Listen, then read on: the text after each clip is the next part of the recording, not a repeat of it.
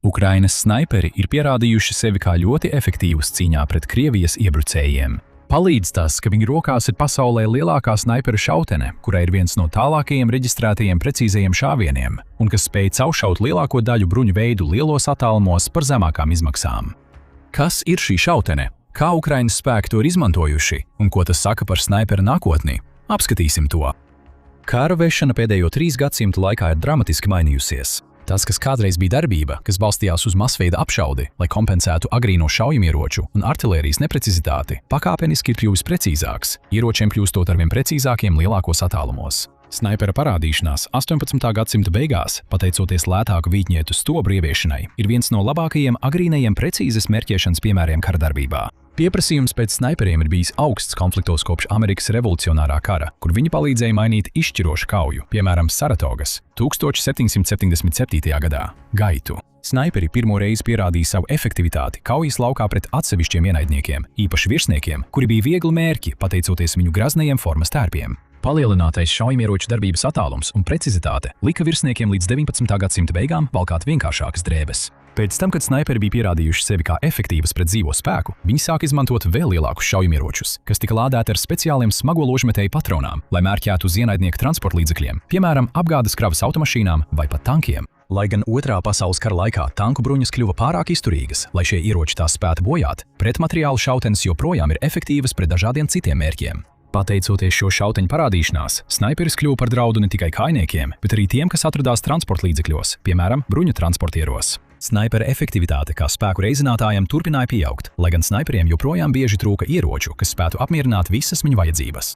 Agrīnie snaiperi parasti bija mednieki, kuri tika izvēlēti šīm lomām pateicoties savai pieredzei, tāpēc lielākā daļa snaiperu šauteņu, pat vēl 1970. gados, tika pielāgotas no medību šauteņu modeļiem. Taču šāda pieeja ierobežoja attīstību munīcijas veidos, ko viņi varēja izmantot.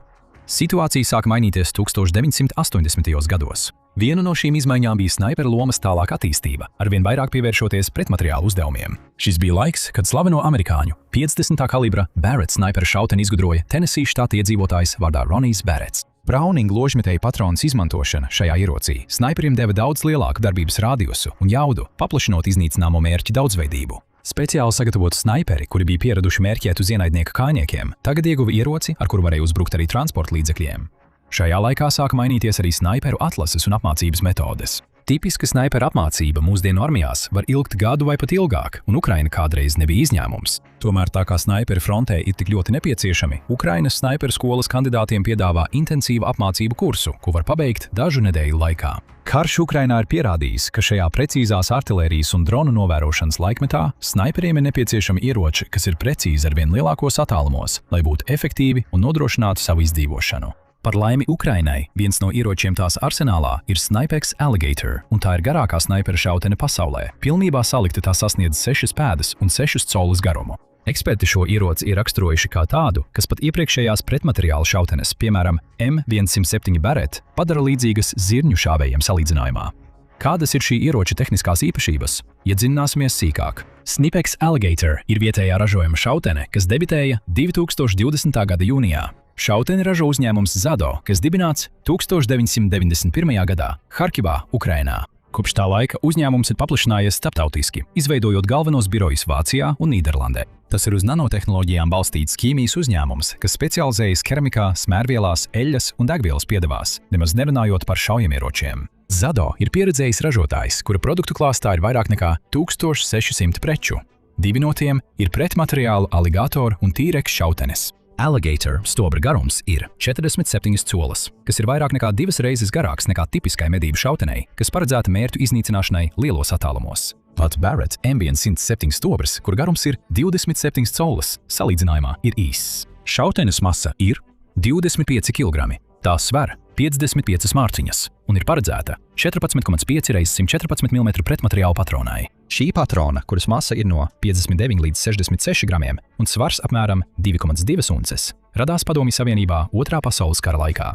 Tur tā tika izmantot kā munīcija KPV smagajam ložmetējam un prettanku šautenēs, piemēram PTRS-41 un PTRD-41, ieročos, kas joprojām tiek izmantoti arī mūsdienu Ukrainas konfliktā. Kopš Otrā pasaules kara šī patrona ir izmantota starptautiski citās pretmateriālu šautenēs, zenīta artilērijas ieročos un ložmetējos, kas uzstādīti uz bruņu transportieriem. Milimetra patroni ir pieejami vairākos dažādos veidos, piemēram, trasējošās, bruņusitējas aizdedzes un augstsprākstošas aizdedzes patronas.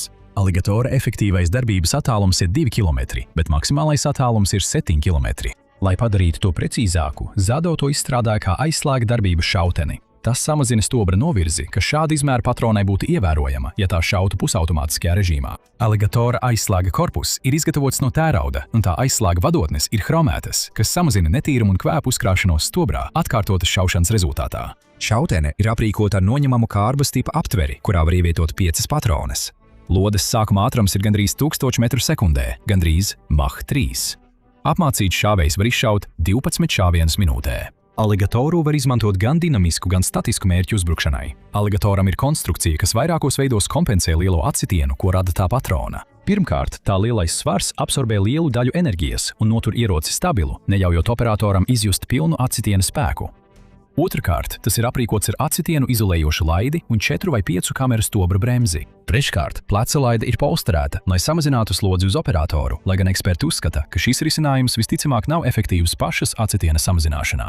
Šautenē ir augstumā regulējama vaiga balsts, kuru var uzstādīt gan labajā, gan kreisajā pusē. Tāpat tā ir aprīkota ar pārnēsāšanas rokturi, kuru var mainīt atkarībā no tā, vai operators to nes ar uzstādītu klusētāju. Lai atvieglotu šī ieroča pārvedāšanu lielākos attālumos, aligatoru stobru var ātri atvienot no galvenā korpusa. Šauteni un stobrs pēc tam var tikt uzglabāti blakus viens otram kompaktā pārvedāšanas koferī. Lai palielinātu precizitāti, aligatoru var aprīkot ar dažādām tēmēšanas ierīcēm, un tam ir peldošs stobrs, kas dabiski vibrē atstiena laikā. Šautenē komplektā ir arī salokāms 4 pozīciju regulējams divkājs un aizmugurējais regulējamais vienkājs, lai vēl vairāk stabilizētu ieroci šaušanas laikā. Aligatoram ir arī mazais brālis, Snipex T-Rex šautene, kas būtībā ir tāda pati ierīce, taču šī ir bullpup konfigurācijā, bez noņemamas aptveres, kas nozīmē, ka tā tajā vienlaikus var būt tikai viena patrona. Gan aligators, gan T-Rex šautenes ir pārklātas ar speciālu krāsu, ko sauc par cerakot. Lai gan tas var šķist nenozīmīgi, šī ir svarīga īpašība to izturībā. Cerakot ir keramikas krāsas pārklājums, kas nodrošina uzlabotu aizsardzību pret apkārtējās vides ietekmi.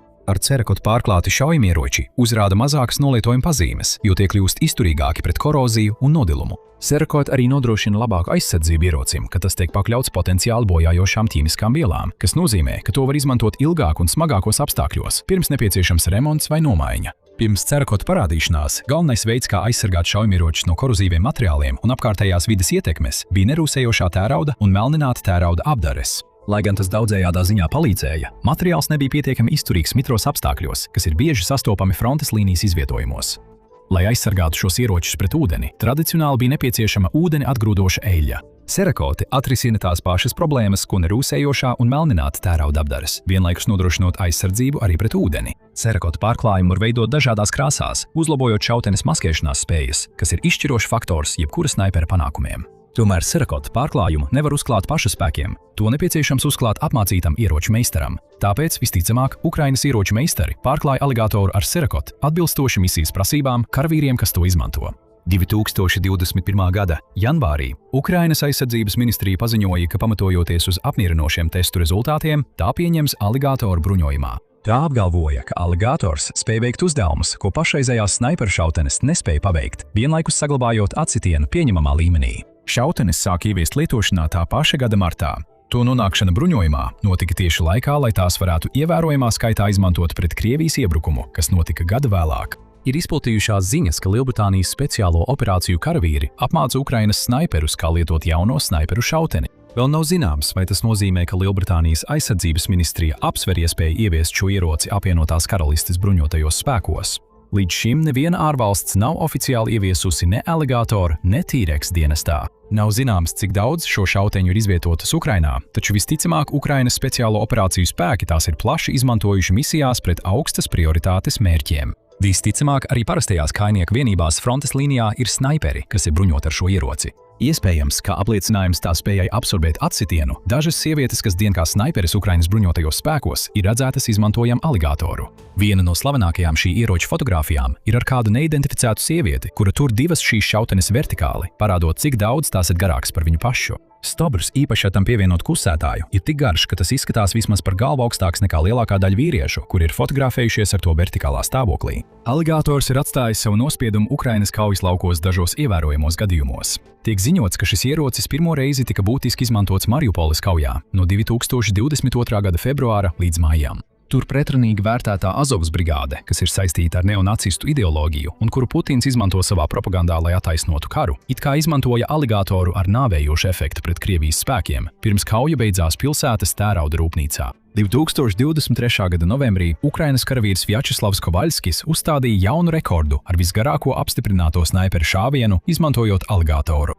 Viņš likvidēja Krievijas karavīru no 3,8 km, jeb 2,5 jūdžu attāluma. Šis šāviens viegli pārspēja iepriekšējo rekordu, ko 2017. gadā Irākā uzstādīja Kanādas speciālo spēku snaiperis ar 3,5 km attālumu. Tas nebija vienīgais ievērojamais aligatora sasniegums Ukrainas snaiperu rokās. Diemžēl par šo gadījumu nav zināms daudz vairāk. Gadu iepriekš kāds cits Ukrainas snaiperis, kura vārds nav zināms, izmantoja savu aligatoru, lai nogalinātu divus mērķus 2,7 km 1,8 jūdžu attālumā. Toreiz tas tika ziņots kā otrs tālākais apstiprinātais snaiperu letālais šāviens, atpaliekot tikai no Kanādas snaiperu šāviena. Šīs gadījums ir labāk zināms, jo par to ir pieejams video ieraksts. Ukrainas militārais strateģiskās komunikācijas birojs šo video augšupielādēja Telegram platformā 2022. gada 13. novembrī. Video redzams, kā krievu karavīrs iet cauri koku joslai, bet snaiperis viņu vēro caur tēmēkli ar naktsredzamības ierīci.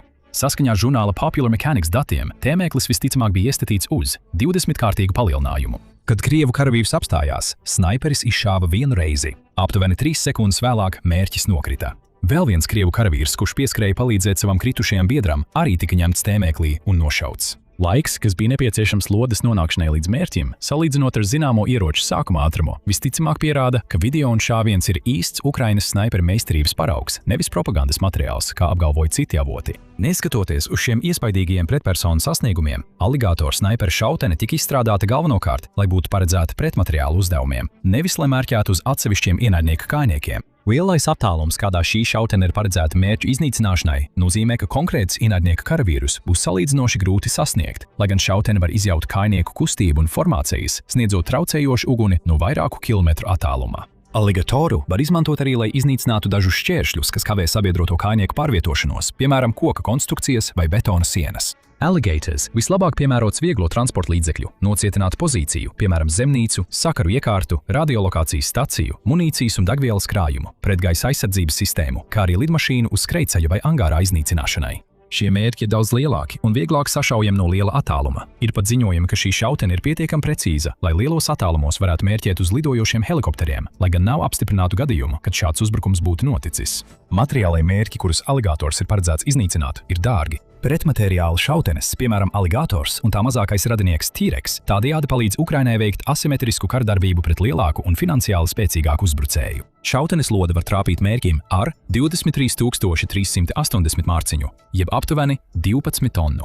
Spēku, kas ir vairāk nekā 2 reizes lielāks nekā 0,50 kalibra Browning lūžmetēju lodes radītais spēks. Tas ir daudz vairāk nekā pietiekami, lai iznīcinātu betona bloku sienu. Jebkurš ienaidnieka karavīrs, kur trāpa šāda lode, tiktu pārvērsts maltā gaļā. Pēc Snipeks teiktā, šautene spēja izšaut cauri 10 mm biezam tērauda bruņām 1,5 km attālumā. Tas ir pietiekami spēcīgs trieciens, lai izsistu cauri Krievijas bruņutransportieru, piemēram, BTR-80 sānu bruņām, apdraudot visus iekšā esošos karavīrus. Saskaņā ar Oryx emuāru, Krievija līdz 2024. gada 19. februārim ir zaudējusi 1196 bruņmašīnas, no tām 802 ir iznīcinātas. Tāpat ir zaudētas 3435 kājnieku kaujas mašīnas un 397 bruņu transportieri. Šie aprēķini visticamāk ir par zemu, jo Oryx uzskaita tikai vizuāli apstiprinātos zaudējumus. Nav zināms, cik daudz no šiem zaudējumiem ir radušies Ukrainas snaiperu rokās, izmantojot aligatoru, taču Ukrainas aizstāvjiem, kuriem ir pieejams spēcīgs un lēts pretmateriālu ierocis, noteikti ir daļa atbildības par to iznīcinājumu, ar ko Krievija ir saskārusies. Vieglāk bruņoti mērķi, piemēram, apgādes kravas automašīnas, ir viegls laupījums aligatora lodei. Ukrainas snaiperi, kas ir bruņoti ar šo ieroci, neapšaubāmi to ir izmantojuši, lai traucētu kolonnas, kas apgādā Krievijas spēkus, tādējādi palielinot loģistikas grūtības, ar kurām Kremļa armijas ir saskārušās kara laikā. 2022. gada 29. septembrī publicēts video demonstrē aligatora pretmateriāla funkciju. Video bija redzams, kā Ukrainas snaiperis ar to šauj uz bruņotu mērķi no vairāk nekā 2 km attāluma. Mērķis graudainajā video tika identificēts kā Krievijas tanks. Snaiperis trāpīja vismaz vienu šāvienu transportlīdzeklim, un video drīz pēc tam tika pārtraukts. Lai gan transportlīdzeklis netika iznīcināts un neuzrādīja nekādas būtiskas bojājuma pazīmes, tas parādīja attālumu, no kura apmācīts Alligator operators var efektīvi šaut, kā arī nopietnās briesmas, ko tas rada vieglāk bruņotiem Krievijas transportlīdzekļiem. Briesmas pieauga, snaiperim pietuvojoties tuvāk. 100 metru attālumā Alligator lode spēj cauršaut 30 mm biezu tērauda bruņu, apdraudot arī smagāk bruņotas vienības, lai gan tas arī ievērojami palielina paša snaipera risku. Aizbēgt pēc šāviena, nesot tik garu un smagu ieroci, nebūs viegli. Šī iemesla dēļ lielākā daļa snaipera misiju ar Alligatoru notiks lielākos attālumos. Viens no iemesliem, kāpēc Alligatora pretmateriāla funkcija ir tik svarīga, ir tas, ka tas ir daudz lētāks variants šo mērķu iznīcināšanai nekā citi pārnēsājumie prettanka ieroči. Piemēram, viena Javelin raķete var maksāt $80,000 gabalā. Pats palaišanas iekārta maksā 6 ciparu summu. Šīm iekārtām ir nepieciešama arī sarežģīta piegādes ķēde, lai tās varētu ražot un transportēt, kas nozīmē, ka to skaits būs ierobežots. Savukārt Alligators maksās 4 ciparu vai 5 ciparu summu. Šautenes precīza cena nav norādīta. Ir pieejami arī miljoniem 14,5 x 110 mm patronu, un ir viegli saražot vēl vairāk arī uz vietas. Alligatora klātbūtne ļauj Ukrainas spēkiem izvairīties no dārgas Javelin vai NLA raķešu izmantošanas mazāk svarīgiem mērķiem, tādējādi taupot tās paredzētajai izmantošanai pret pretinieka galvenajiem kaujas tankiem. Šis ir vēl viens veids, kā Alligatora klātbūtne palīdz Ukrainas asimetriskajā cīņā pret Krieviju. Lai arī Alligators ir labs, tas rada draudus operatoram. Mēs jau minējām tā garumu un svaru, kas var apgrūtināt evakuāciju, un tas nav vienīgais, par ko snaiperim, kurš to izmanto, jāuztraucas. Lai gan tam var pievienot klusētāju, lai samazinātu tā pamanāmību, šāviena brīdī radītais liesmas uzplaiksnījums ir milzīgs. Kāds komentētājs tā spilgtumu salīdzināja ar rokas granātas sprādzienu. Pat ar liesmas slāpētāju to ir viegli pamanīt, tāpēc snaiperis pēc šāviena būs ievainojams. Tieši tāpēc šī šautene ir paredzēta mērķu iznīcināšanai tik lielā attālumā. Šāds attālums ir viens no nedaudzajiem veidiem, kā nodrošināt snaiperim pietiekamu drošību, lietojot šo ieroci. Tomēr ir ievērības cienīgi, ka 2021. gada Ukrainas armijas apmācību video šī ieroča liesmas profils bija daudz zemāks, ka tas bija aprīkots ar klusētāju. Alligatora un T-Reika parādīšanās kaujas laukā liecina, ka snaipera loma turpina attīstīties. Attālumi kļūst arvien lielāki, un pēdējā desmitgadē rekords par tālāko reģistrēto snaiperu šāvienu tiek pārspēts arvien biežāk.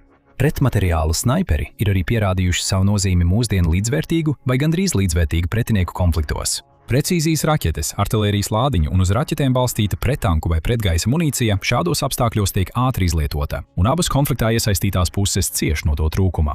Tāpēc lietotājiem būs jābūt uzmanīgiem, kā viņi izvēlas izmantot savu sarežģīto precīzijas munīciju. Atbilde uz šo realitāti ir bijusi atgriešanās pie vecā. Daudzos citos veidos vecais kļūst par jauno.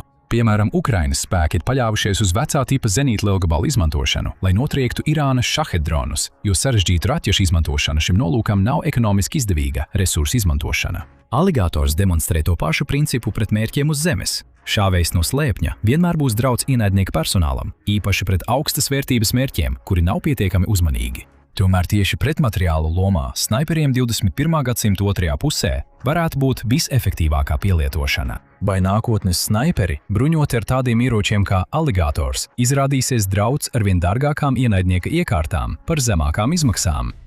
Kad Ukrainas armija 2022. gada jūlijā pirmo reizi saņēma FV-103 Spartan bruņu transportierus, tas nebija notikums, kas izskanēja visā pasaulē. Patiesībā lielākā daļa militāro analītiķu bija vienisprātis, ka šīm mašīnām visticamāk nebūs būtiskas ietekmes kaujas laukā. Galu galā, pat toreiz tās bija tālu no mūsdienu kainieku kaujas mašīnām. Turklāt Lielbritānija pati tās izņēma no dienesta jau vairāk nekā pirms 15 gadiem. Ukraina kļuva par 7. valsti, kas izmanto šo tehniku, un Latvija bija vienīgā cita Eiropas valsts, kurai tās vēl bija. Salīdzinot ar Krievijas mūsdienīgo militāro tehniku, Spartāni izskatās niecīgi un nepietiekami. Un tomēr 3,5 gadus pēc kara sākuma Spartans skaits kaujas laukā pieauga no 35 līdz gandrīz 200. Un no šī skaita, pēc atklāto avotu izlūkošanas monitoringa uzņēmuma Oryx datiem, tikai aptuveni 35 ir zaudēti. Aptuveni 82,5% izdzīvošanas rādītājs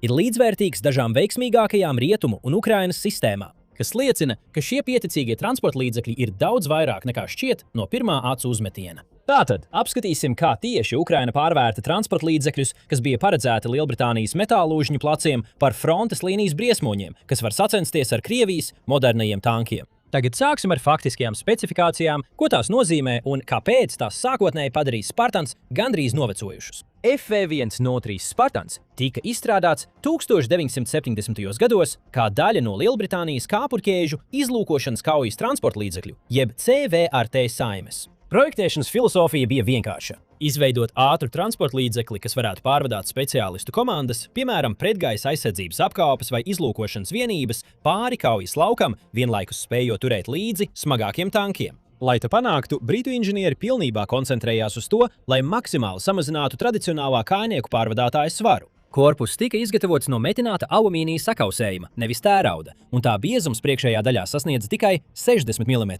Tas nodrošināja aizsardzību pret 14,5 mm kalibra lodēm no aptuveni 200 metru attāluma un šķembām, bet neko vairāk. Tieši trāpījums ar jebkuru mūsdienīgu pretanku ieroci izsistos cauri bruņām bez grūtībām. Transporta līdzekļa 195 zirgspēku Jaguar dzinējs spēja to pātrināt līdz 60 jūdzēm stundā uz atklāta ceļa, un tikai tad, ja tika pārvadātas minimālas kravas. No otras puses, svara un jaudas attiecība nozīmēja, ka tas spēja uzbraukt 60 grādus līpumā. Desanta nodalījumā varēja atrasties tikai 4 karavīri, neskaitot 3 apkalpes locekļus, un tajā varēja iekļūt caur aizmugurējām durvīm vai jumta lūkām. Transporta līdzekļi bruņojumu veidoja 1,762 mm L37A vienložmetējs komandiera turnītī. Tas bija pietiekami pašaizsardzībai pret kājniekiem, taču pilnīgi bezjēdzīgs pret bruņotiem mērķiem, pat pret citu Spartānu. Vājas bruņas un tikai šauras operacionālās spējas nozīmēja, ka Spartāns nekad netika īsti izmantots reālā kaujā.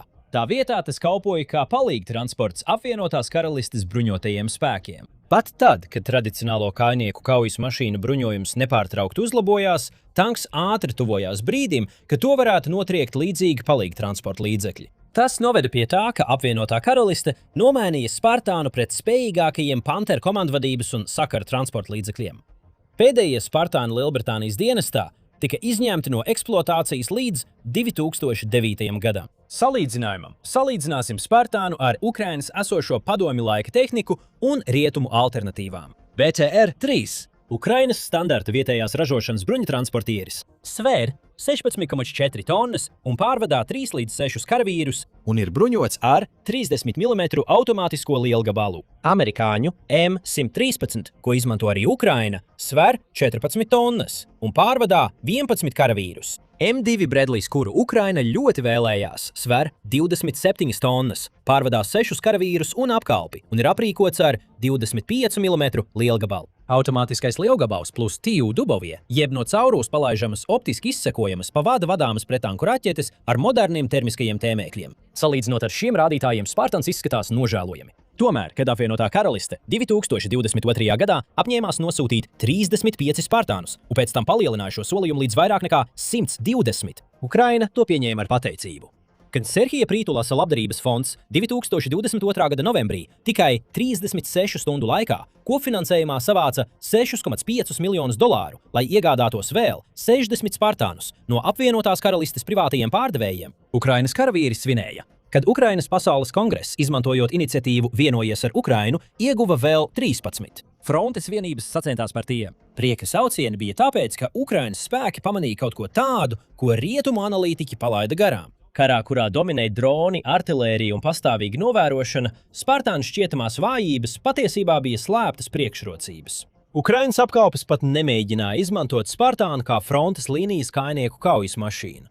Tas būtu bijis pašnāvnieciski. Tā vietā viņi to pārvērta par ātrgaitas bruņotu taksometru, kas optimizēts ātrām nogādāšanas un izvešanas operācijām visbīstamākajos apstākļos. Viens Ukrainas karavīds paskaidroja darbības koncepciju šādi: iebraukt nepamanīti, izpildīt uzdevumu nepamanīti, izlaist triecienvienību nepamanīti, iebraukt, izvest savējos ārā. Tas bija radikāli atšķirīgi no NATO mehanizētā kara doktrīnas, kad transporta līdzeklis tika sākotnēji izstrādāts, kur kājnieku kaujas mašīnas virzās uz priekšu kopā ar tankiem, vienlaikus apspiežot ienaidnieka pozīcijas ar automātiskajiem lielgabaliem. Tipiska Spartāna misija Ukrainas dienestā darbojas šādi. Transporta līdzeklis gaida paslēpts koku joslā vai aiz reljefa ar izslēgtu dzinēju, lai samazinātu savu termisko un elektromagnētisko signatūru. Ukrainas FPV droni izlūko ceļu priekšā, identificējot Krievijas novērošanas posteņus, artilērijas pozīcijas un dronu operatorus. Kad misijas komandieris nosaka, ka ir drošs brīdis, Spartan apkalpe iedarbina dzinēju un strauji pātrinās pāri atklātai teritorijai. Mērķis ir ātrums un pārsteigums. Braucot ar 60 jūdzēm stundā, transporta līdzeklis var nobraukt aptuveni jūdzi minūtē, būtiski samazinot laika logu, kurā Krievijas spēki var to pamanīt, pārsūtīt mērķēšanas datus un uzsākt pretuzbrukumus. Kompaktais izmērs, kas sākotnēji šķita kā vājība, kļuva par priekšrocību. Spartans ir viens no šaurākajiem un īsākajiem transporta līdzekļiem savā klasē. Tā garums ir mazāks par 17 pēdām un platums 8 pēdas un 2 collas. Tas nozīmē, ka tas var paslēpties vietās, kur lielāki transporta līdzekļi, piemēram, BTR-3 vai Bredlijs, būtu redzami. Tā zemais siluets, kas ir nedaudz zem 9 pēdām augsts, apgrūtina Krievijas droniem tā noteikšanu un izsekošanu, īpaši, ja tas ātri pārvietojas pa sarežģītu reljefu. Kad Ukrainas spēkiem vajadzēja evakuēt ievainotos karavīrus no atklātām pozīcijām pie Bahmutas, Spartani izrādījās nenovērtējami. Sakarā ar salīdzinoši zemo standartu ietilpību, Ukraiņi bieži tika spiesti saspiesties transporta nodalījumos, atkarībā no viņu ievainojumu smaguma. Dažas evakuācijas reizes Ukrainas vienība vidū kļuva leģendārs, jo tajās tika ievietoti vairāk nekā ducis karavīri. Viens apkalpes loceklis ziņoja, ka atpakaļceļā iekšā nav nekāda ekipējuma, tāpēc viņus salika kā Tetris. Tas ievērojami pārsniedz Spartana paredzēto ietilpību – 7 cilvēki kopā. Taču ārkārtas evakuācijās Ukrainas apkalpes prioritāti piešķir dzīvību glābšanai, nevis specifikāciju ievērošanai. Transporta līdzekļa vieglais svars nodrošina arī būtisku priekšrocību, kuru rietumu analītiķi pastāvīgi nenovērtēja – zemes spiedienu. Pie tikai 10,6 tonnām, kas sadalītas pa tā kā apurķēžu virsmu, Spartan rada aptuveni 0,4 kg uz kvadrātcentimetru zemes spiediena. Salīdziniet to ar galveno kaujas tanku, piemēram, T-72, kura masa ir 46 tonnas, radot aptuveni 0,9 kg uz kvadrātcentimetru, vai Leopard 2, kura masa pārsniedz 60 tonnas, radot vēl lielāku spiedienu. Šī atšķirība ir ārkārtīgi svarīga Austrumu-Ukrainas bēdīgi slavenajā Melnzemē, kas pavasara atkušņa laikā un pēc stiprām lietavām pārvēršas biezā dubļainā masā. Smagāki transporta līdzekļi iegrims dubļos, kļūstot par viegliem mērķiem artilērijai un droniem. Spartāna zemais spiediens uz augsni ļauj tam pārvietoties pa apvidu, kurā smagāka bruņtehnika iestrēgtu, tādējādi paverot taktiskas iespējas, kas nebija pieejams vienībām ar BTR-3 vai Bredlija bruņumašīnām. Patiesībā daži ziņojumi liecina, ka karavīrs, izlecot no transporta līdzekļa, var iestrēgt dubļos tajā pašā vietā, kur Spartans iepriekš bez problēmām izbrauca cauri. Vēl pārsteidzošāk ir tas, ka nelielais svars var nodrošināt zināmu aizsardzību pret prettanku mīnām. Lielākā daļa ar spiedienu aktivizējamo prettanku mīnu ir paredzētas, lai tās iedarbinātu pie svara no 150 līdz 300 kg, kas ir pietiekami, lai nodrošinātu to detonāciju zem kāpurķēžu transporta līdzekļiem, bet neizšķiestos pret vieglākiem mērķiem. Spartans iekrīt pelēkajā zonā, kur dažas mīnas var nedarboties konsekventi. Īpaši vecāki padomju modeļi, kurus gan Ukraina, gan Krievija ir plaši izvietojušas. Lai gan tas nav garantēta aizsardzība, tas var radīt izdzīvošanas iespējas, kādu smagākam bruņojumam vienkārši nav. Protams, Spartāna aizvietotāji ietvēra būtiskus bruņu uzlabojumus, lai padarītu tos mazāk ievainojumus, ja uzsprāgst mīna vai tiek sašauti ar lielāka kalibra ieroci. Tāpēc nav skaidrs, cik efektīvi viņi bija izvairoties no mīnām. Taču Ukraina diezgan agri saprata, ka daži transporta līdzekļu tehniskie parametri lielajā kara kontekstā vienkārši vairs nav nozīmīgi. Iebrukums ātri pārvērtās par smagu cīņu, kur neviena puse nevarēja saprātīgi virzīties uz priekšu. Tas noveda pie pilnīgas bezpilota sistēma dominances. Abas puses katru mēnesi izvieto desmitiem tūkstošu dronu, sākot no vienkāršiem komerciāliem kvadrokopteriem, kas met granātas, līdz sarežģītiem FPV sacīkšu droniem, kas aprīkoti ar prettanku kaujas galviņām, līdz tālas darbības klīstošajai munīcijai, piemēram, Krievijas Lancet un Ukrainas modificētajām sistēmām. Tradicionālā tanku doktrīna pieņēma, ka smagais bruņojums un aktīvās aizsardzības sistēmas nodrošinās izdzīvošanu. Taču droni uzbrūk no augšas, trāpot visplānākajā bruņā uz jebkura transporta līdzekļa jumta. Tie arī uzbrūk baros, kas pārspēj aktīvās aizsardzības sistēmas, piemēram, automātiskos lielgabalus vai pat pasīvās papildierīces, piemēram, tīklus. Un pat dronu bari var izmaksāt par vairākām lieluma kārtām mazāk nekā transporta līdzekļi, kurus tie iznīcina. Šādos apstākļos Spartanu smago bruņa trūkums paradoksāli kļuva par priekšrocību. Tā kā tas nekad nebija paredzēts, lai izturētu smagos pretanku ieročus, Ukrainas inženieri varēja pilnībā optimizēt to aizsardzībai pret droniem, neuztraucoties par līdzsvaru saglabāšanu starp dažādiem aizsardzības veidiem. Video ierakstā no 2025. gada jūlija beigām var skaidri redzēt, kā Ukraiņu Spartan transporta līdzekļi tiek aprīkoti ar līdzīgu pretdronu tīklu, kādu izmanto galvenajiem kaujas tankiem un citiem kājnieku kaujas transporta līdzekļiem. Līdzīgā veidā metāla stiepļu tīkls pēc tam tiek pārklāts ar maskēšanās audeklu vai līdzīgu materiālu, lai nodrošinātu iepriekš minēto līnijas svara taktiku vēl pirms transporta līdzekļus bija nepieciešams izmantot pārvadāšanai. Alternatīvi, daži transporta līdzekļi tika pārbūvēti, lai kalpotu kā palīgkaujas aprīkojums, nevis kā transports. Tas tika panākts uzstādot torni, kurā ir M2 Browning smagais ložmetējs un automātiskais granātmetējs, aizvietojot standarta automātisko lielgabalu. Lai gan tas liedza transporta līdzeklim iespēju saņemt pretdronu aizsardzības līdzekļus, tas ievērojami palielināja tā uzbrukuma potenciālu. Taču tikai tehniskās specifikācijas vien nepaskaidro, kāpēc Spartans Ukrainā guva tik lielus panākumus, lai gan sākotnēji tie bija paredzēti metāla lūžņiem. Patiesībā šie transporta līdzekļi NATO valstu armijās, kurās tie sākotnēji dienēja, tika vienkārši pārspēti ar jaunākiem modeļiem. Taču Ukrainas praktiskās vajadzības ļauj šiem iecienītajiem vecajiem modeļiem it kā sāk no jauna. Kad Lielbritānija 2009. gadā izņēma no dienesta Spartan floti, tā tos aizvietoja ar Panther komandvadības un sakaru transporta līdzekļiem. Tie bija 6x6 riteņa piedziņas transporta līdzekļi, kas balstīti uz itāļu Iveco vidējās klases daudzfunkcionālo transporta līdzekli. Panther svēr 7 tonnas, tajā ir 6 sēdvietas personālam, un tas nodrošina Stanag 2. līmeņa balistisko aizsardzību. Tas ir ātrāks uz ceļiem, ekonomiskāks degvielas patēriņā, vieglāk uzturams un ievērojami ērtāks nekā kāpurķēžu Spartans. NATO operācijām Irākā un Afganistānā tas bija pilnīgi loģiski. Koalīcijas spēki darbojās pilnīgi gaisa pārākuma apstākļos. Modernas izlūkošanas, novērošanas un izlūkošanas ISR sistēmas, izlūkošanas, novērošanas un izlūkošanas tīkli un loģistikas ķēdes, kas varētu piegādāt detaļas jebkurā vietā 48 stundu laikā. Šādā vidē ideāli bija riteņtransporta līdzekļi ar zemākām eksploatācijas izmaksām un labāku veiktspēju uz ceļa. Taču Ukraina necīnās par gaisa pārākumu. Tā darbojas gandrīz līdzvērtīgā konfliktā, kur abām pusēm ir plaša artilērija, dronu bari un elektroniskās karadarbības spējas. Ceļi tiek rūpīgi novēroti un bieži vien ir mīnēti vai pakļauti artilērijas vai dronu triecieniem. Vienlaikus apgādes ķēdes abās pusēs ir traucētas un neusticamas, jo pa visu 600 jūdžu fronti katru dienu notiek milzīgs daudzums tālās darbības dronu uzbrukumu. Šādos apstākļos novecojušā Spartan kāpurķēžu mobilitāte, kompaktie izmēri un vienkāršā mehānika padarīja to vērtīgāku nekā jaunākas, sarežģītākas alternatīvas. Kāpurķēžu piekare ir stabilāka, pārvietojoties pa nelīdzenu reljefu, un transporta līdzekļu spēja uzbraukt stāvās nogāzēs padara to praktiski nenovērtējamu. Tieši tāda veida kalnainā reljefā, kas ir klāts ar laukiem un grāvjiem, kāds dominē Ukrainas un Krievijas frontē Donbasā. Ukrainas spēki cīnās karā, kas daudz vairāk atgādina Otrā pasaules kara austrumu fronti nekā konfliktus, kuriem NATO bija gatavojusies. Šādā kontekstā daudzums, uzturējamība un taktiskā elastība ir svarīgāki par atsevišķu transporta līdzekļu spējām. Skaiti paši par sevi ir zīmīgi, jo Ukraina caur dažādiem kanāliem saņēma aptuveni 200 Spartan variantu. Salīdziniet to ar citu rietumu sistēmu skaitu, ko viņi saņēma. Aptuveni 100 Leopard 2 variantu no 2A4 līdz 2A6 no vairākām NATO valstīm. 31 M1 Abrams tanks no Amerikas Savienotajām valstīm, no kuriem Ukraina ir zaudējusi 27. Aptuveni 300 M113 variantu.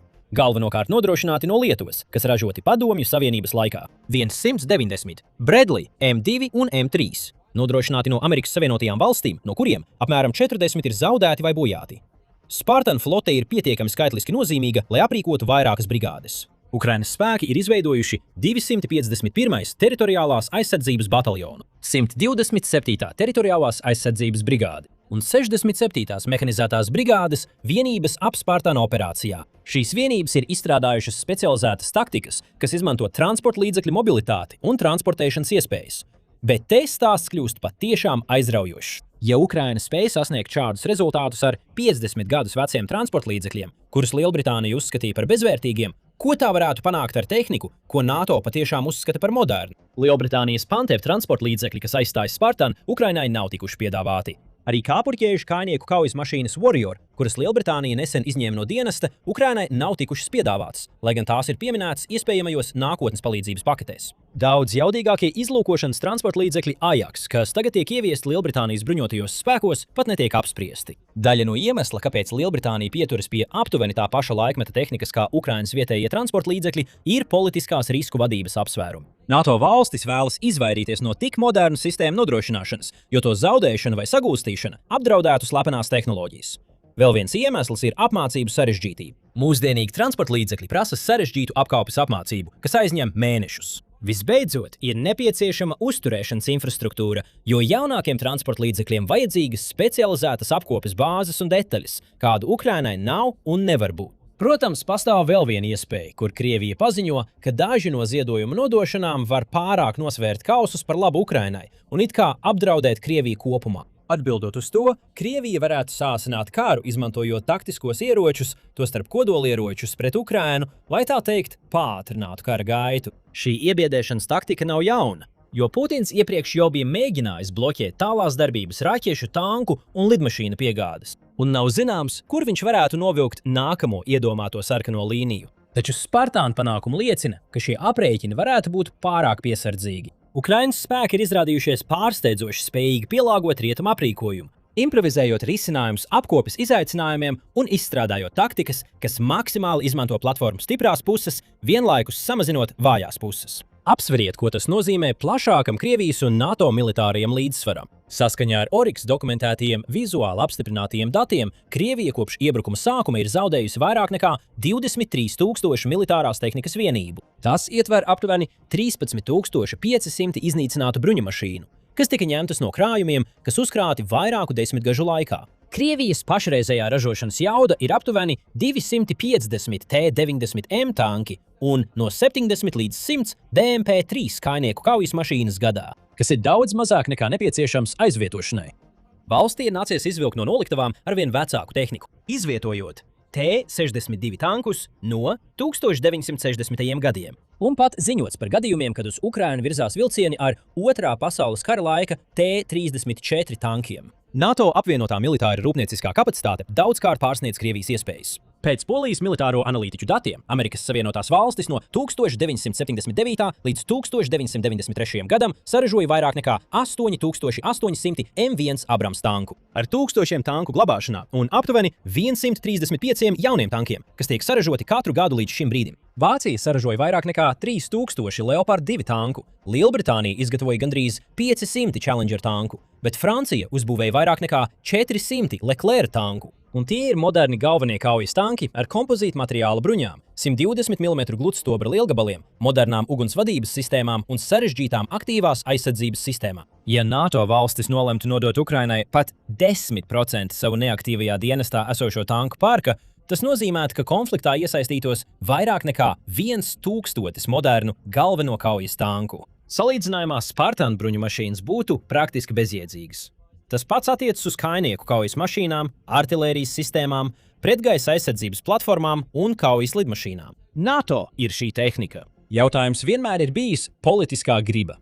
Spartans sniegums pierāda, ka pat norakstīta rietumu tehnika, ja to pareizi izmanto, pārspēja mūsdienu Krievijas sistēmas. Ukrainas karavīri un inženieri nav būtiski pārāki par Krievijas karavīriem un inženieriem, bet Krievija iespējams ir viens no pieredzējušākajiem militārajiem piegādātājiem austrumu puslodē. Taču rietumu militārā attīstība pēdējo 50 gadu laikā, pat uz transporta līdzekļiem, kas tiek uzskatīti par novecojušiem, ir radījusi spējas, kuras Krievijas pašreizējais militāri rūpnieciskais komplekss nespēja sasniegt. Papildus taktiskajai izmantošanai un stratēģiskajām sekām, Spartana panākumi balstās uz konkrētām inženiertehniskām izvēlēm, kuras Ukrainas veiktās modifikācijas ir uzlabojušas. Konkrēti, M2 Browning nodrošina ievērojami uzlabot ugunsspēku pret kājniekiem, vieglajiem transporta līdzekļiem un nocietinātām pozīcijām. Ar maksimālo efektīvo darbības radiusu, kas nedaudz pārsniedz 1 jūdzi, tas ļauj Spartana apkalpēm apšaudīt mērķus, kas ar oriģinālo 7,62 mm ieroci būtu bijuši neaizsniedzami. MK-19 granātmetējs paplašina šo spēju vēl tālāk līdz 1,37 jūdzēm, nogādājot augstsprādzienu šķēmu lādiņus, kas spēj apspiest ienaidnieka pozīcijas vai izsist cauri mazāk bruņotiem transporta līdzekļiem. Tomēr šiem ieročiem ir būtisks trūkums. Atšķirībā no oriģinālā L-37A1, kuru varēja izšaut no transporta līdzekļa iekšpuses, M2 un MK19 prasīja, lai šāvējs izkāpj virs torņa un pakļauj sevi apdraudējumam. Ukrainas apkalpes šo problēmu risināja, pievienojot improvizētus bruņu vairogus ap ieroču stiprinājumiem. Piemēram, mēģinātas tērauda plāksnes, kas aizsargā pret vieglo ieroču uguni un šķēmbām, vienlaikus ļaujot šāvējiem darboties ar ieroci. Transporta līdzekļi tiek aprīkoti arī ar modernām sakaru sistēmām. Daži Spartans tagad ir aprīkoti ar Harris rācijām, kas ļauj integrēties Ukrainas komandvadības tīklos un koordinēt darbības ar dronu operatoriem. Tas novērš vienu no sākotnējo transporta līdzekļu galvenajiem ierobežojumiem. Taču 1970. gadu rācijas vienkārši nav savietojams ar mūsdienu šifrētajām sakaru sistēmām. Ugunsvadības uzlabojumi izrādījās tikpat vērtīgi.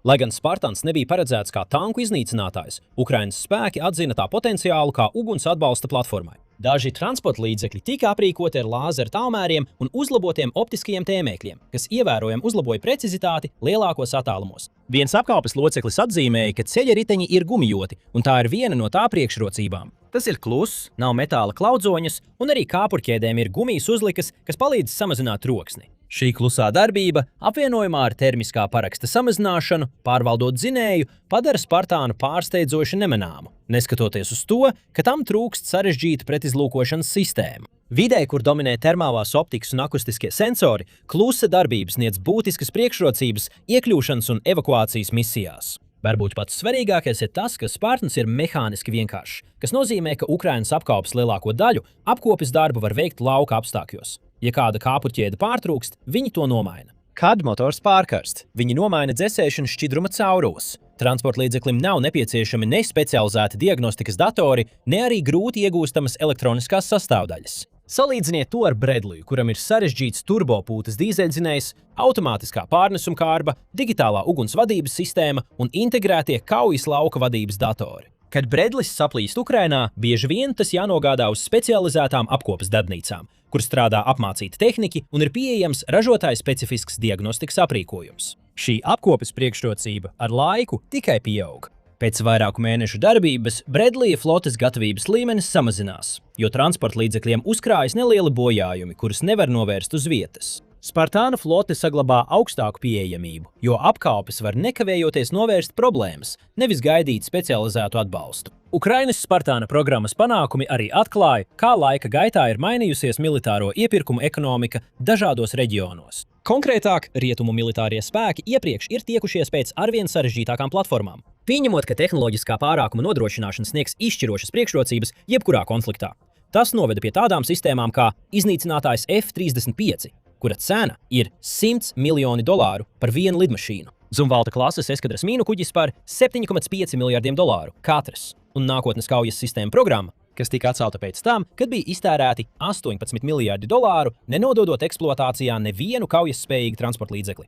Loģika šķiet saprātīga. Attīstītās tehnoloģijas palielina kaujas efektivitāti, tāpēc ieguldījumi labākajās sistēmās nodrošina optimālas militārās spējas. Taču Ukrainas pieredze liecina, ka šī loģika sabrūk augstas intensitātes konvencionālā karā. Problēma nav tā, ka attīstītajām sistēmām trūktu spēju, jo Bredlijs ir neapšaubāmi spējīgāks nekā Spartans gandrīz visos izmērāmos aspektos. Vienkārši attīstītās sistēmas nevar pietiekamā daudzumā tikt ražotas, uzturētas vai izmantotas, lai tās būtu nozīmīgas, ja zaudējuma līmenis ir augsts. Piemēram, apskatīsim vienkāršu aprēķinu. Ja Bredlija bruņumašīna maksā $4,35 miljonus, kas ir aptuvenā vienības cena neseniem ASV armijas pasūtījumiem, un atjaunots Spartans maksā aptuveni $50,000, kas ir cena, ko Ukrainas labdarības fondi maksāja Lielbritānijas privātievējiem, tad par vienas Bredlija cenu var iegādāties 87 Spartanus. Tagad pieņemsim, ka abām bruņumašīnām ir līdzīgs izdzīvošanas līmenis Ukrainas apstākļos, kas, balstoties uz pieejamajiem zaudējumu datiem, šķiet aptuveni patiess.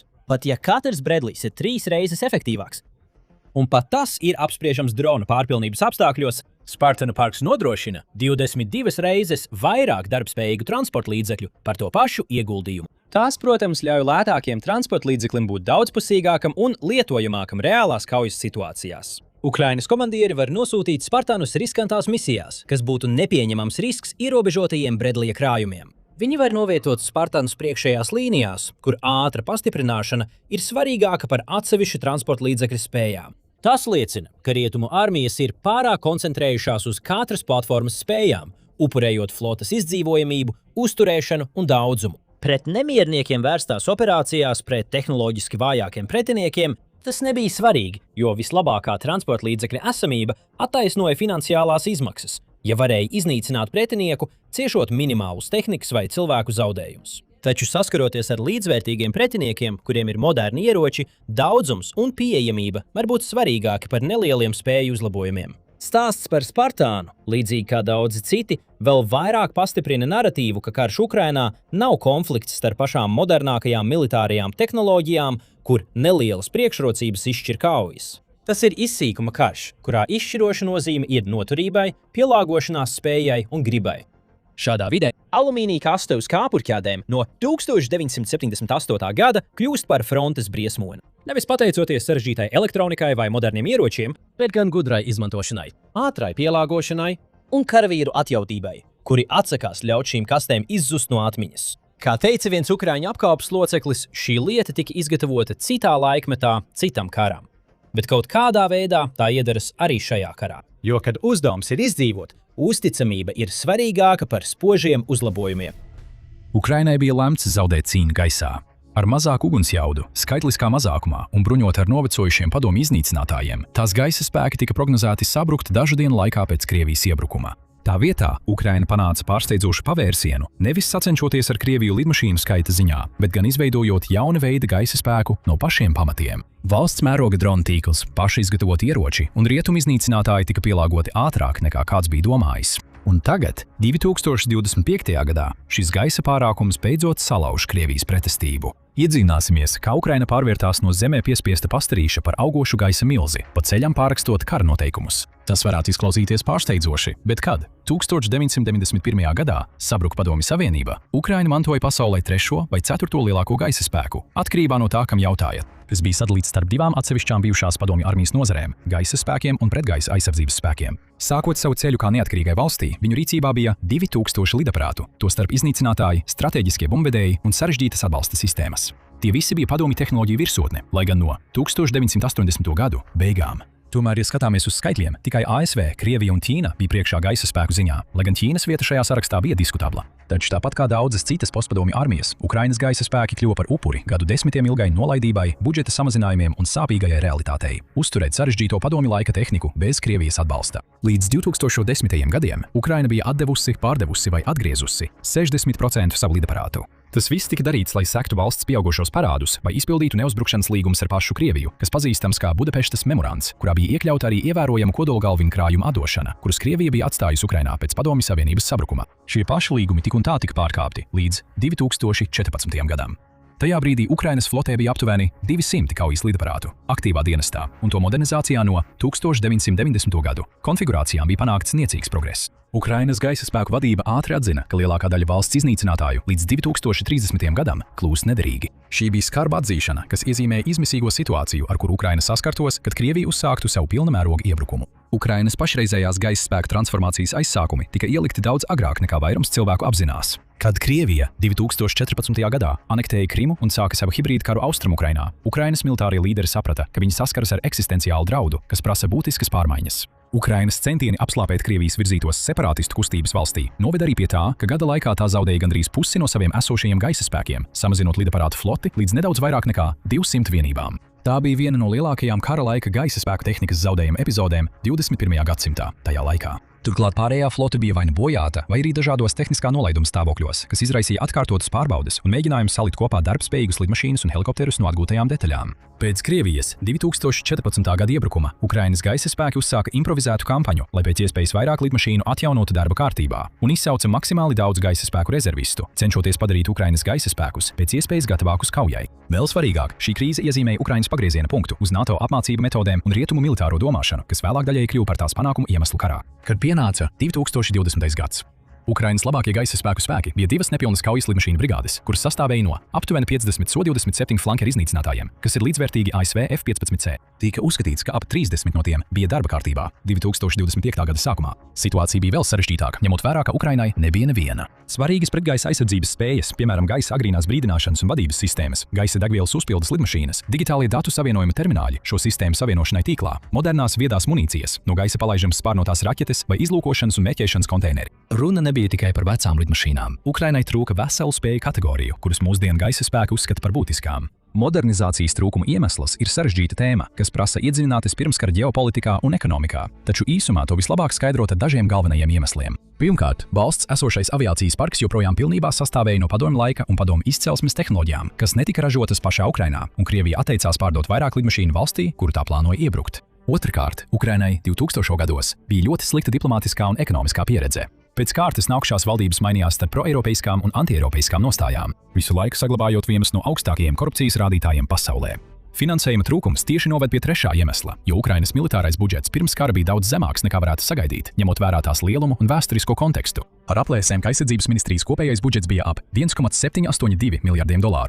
Tajā brīdī Ukraina pat nevarēja iegādāties modernus iznīcinātājus, jo pat daži to iegāda pārslogot valsts budžetu, neskatoties uz to, ka sākotnēji tika pārdoti padomju laika iznīcinātāji. Ceturkārt, pastāvīgais konflikts starp Krieviju un Ukrainu nozīmēja, ka NATO valstis, kas bija vienīgie rietumu iznīcinātāju ražotāji, pēc 2014. gada atturējās pārdot Ukrainai mūsdienīgus lidaparātus, baidoties izprovocēt Krieviju, jo Eiropa tajā laikā bija ļoti atkarīga no Krievijas gāzes eksporta, cita starpā.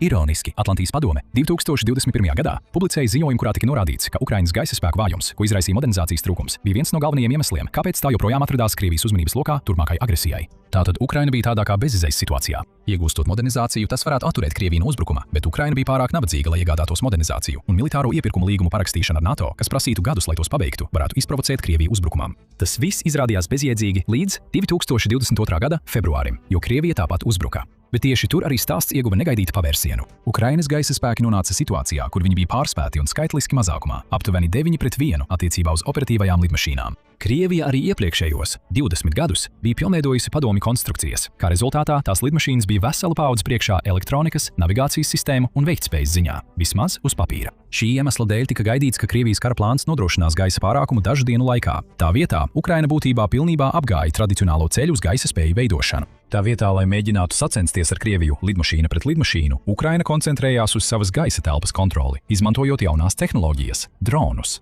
Pārmaiņas sākās ar izmisumu un radošumu vienādās daļās. Kad Ukrainā sākās karš, Ukraina izmantoja ziedotos dronus, kā arī lielā mērā paļāvās uz tehnoloģiju importu un tās apmaksu no NATO ziedojumiem. Pēc vairākiem kara gadiem valsts šogad plāno saražot 4,5 miljonus dronu. Padomājiet par šo skaitli uz mirkli. 4 miljoni dronu vienā gadā nozīmē, ka Ukraina katru dienu izgatavos vairāk nekā 10 000 dronu. Ukraina izveidoja izkliedētu tīklu ar vairāk nekā 500 piegādātājiem, sākot no lieliem uzņēmumiem līdz pat burtiski garāžas darbnīcām. To visu paveicot pastāvīgu bombardēšanu un pieaugošu draudu no Krievijas apstākļos. Tie nav tradicionālie aizsardzības nozares uzņēmumi, kas strādā miljardiem vērtās ražotnēs. Tie ir uzņēmēji, inženieri un brīvprātīgie, kas izveido ražošanas līnijas pagrabos, pamestās ēkās un improvizētās rūpnīcās. Viena no pirmajiem stimuliem vājajam gaisa spēku stāvoklim bija FPV, jeb droni ar skatu no pirmās personas, jo tie darbojās kā īsa darbības rādījusa gaisa vadības vienības, kas nodrošināja ierobežotu gaisa pārākumu tuvāk zemē. Tos Ukrainā sāka ievest jau 2022. gada jūnijā brīvprātīgo militārā vienība Signum. Pēc tam droni praktiski kļuva par Ukrainas atjautības simbolu. Ar katru mēnesi kamikadzes FPV droni kļuva efektīvāki vai ieguva papildu funkcijas, kas papildināja vai pat aizvietoja tradicionālos gaisa spēkus un mehanizēto kājnieku vienības. Krievija izvietoja līdzīgus dronus, kas izraisīja savstarpēju sacensību, lai ieviestu nākamo lielo uzlabojumu FPV dronu jomā, pārvarētu pretpasākumus, uzlabotu uzticamību vai palielinātu triecienjaudu. Pastāvīgais spiediens veicināja valsts dronu industrijas attīstību, kā rezultātā mazie piegādātāji centās pārspēt cits citu vai apvienot spēkus, lai nodrošinātu labāku produktu Ukrainas jaunizveidotajiem spēkiem. Tas izraisīja milzīgu ražošanas pieaugumu. 2024. gada sākumā Ukraina ražoja apmēram 20 000 FPV dronu mēnesī. Līdz gada beigām šis skaits bija pieaudzis līdz 200 000 mēnesī. Tas ir 10-kārtīgs ražošanas jaudas pieaugums, mazāk nekā 12 mēnešu laikā. Nepieredzēta izaugsme mūsdienu laikos. Šīs drona revolūcijas taktiskā ietekme Krievijas spēkiem ir bijusi ārkārtīgi postoša. Ukrainas FPV droni parasti maksā apmēram $2000, taču tie pilnībā spēj iznīcināt Krievijas tankus, kuru vērtība ir miljoniem dolāru. Taču Ukrainas pieejas, kurā droni tiek izmantoti vispirms, strateģiskās sekas sniedzas daudz tālāk par atsevišķām uzvarām pār nelieliem mērķiem, piemēram tankiem vai kājniekiem, jo īsas darbības rādījusa droni bija tikai pagaidu risinājums. Tālas darbības droni, piemēram, turku Bayraktar TB2, kas kara pirmajos mēnešos tika slavēts kā Ukrainas glābējs, beigās samazināja Ukrainas atkarību no tradicionālajiem gaisa spēkiem. Lai to apstiprinātu, mums tikai jāaplūko viens ievērojams rādītājs. Līdz 2025. gada sākumam droni bija atbildīgi par 60 līdz 70% no bojājumiem un iznīcināšanas, kas tika nodarīti Krievijas tehnikai.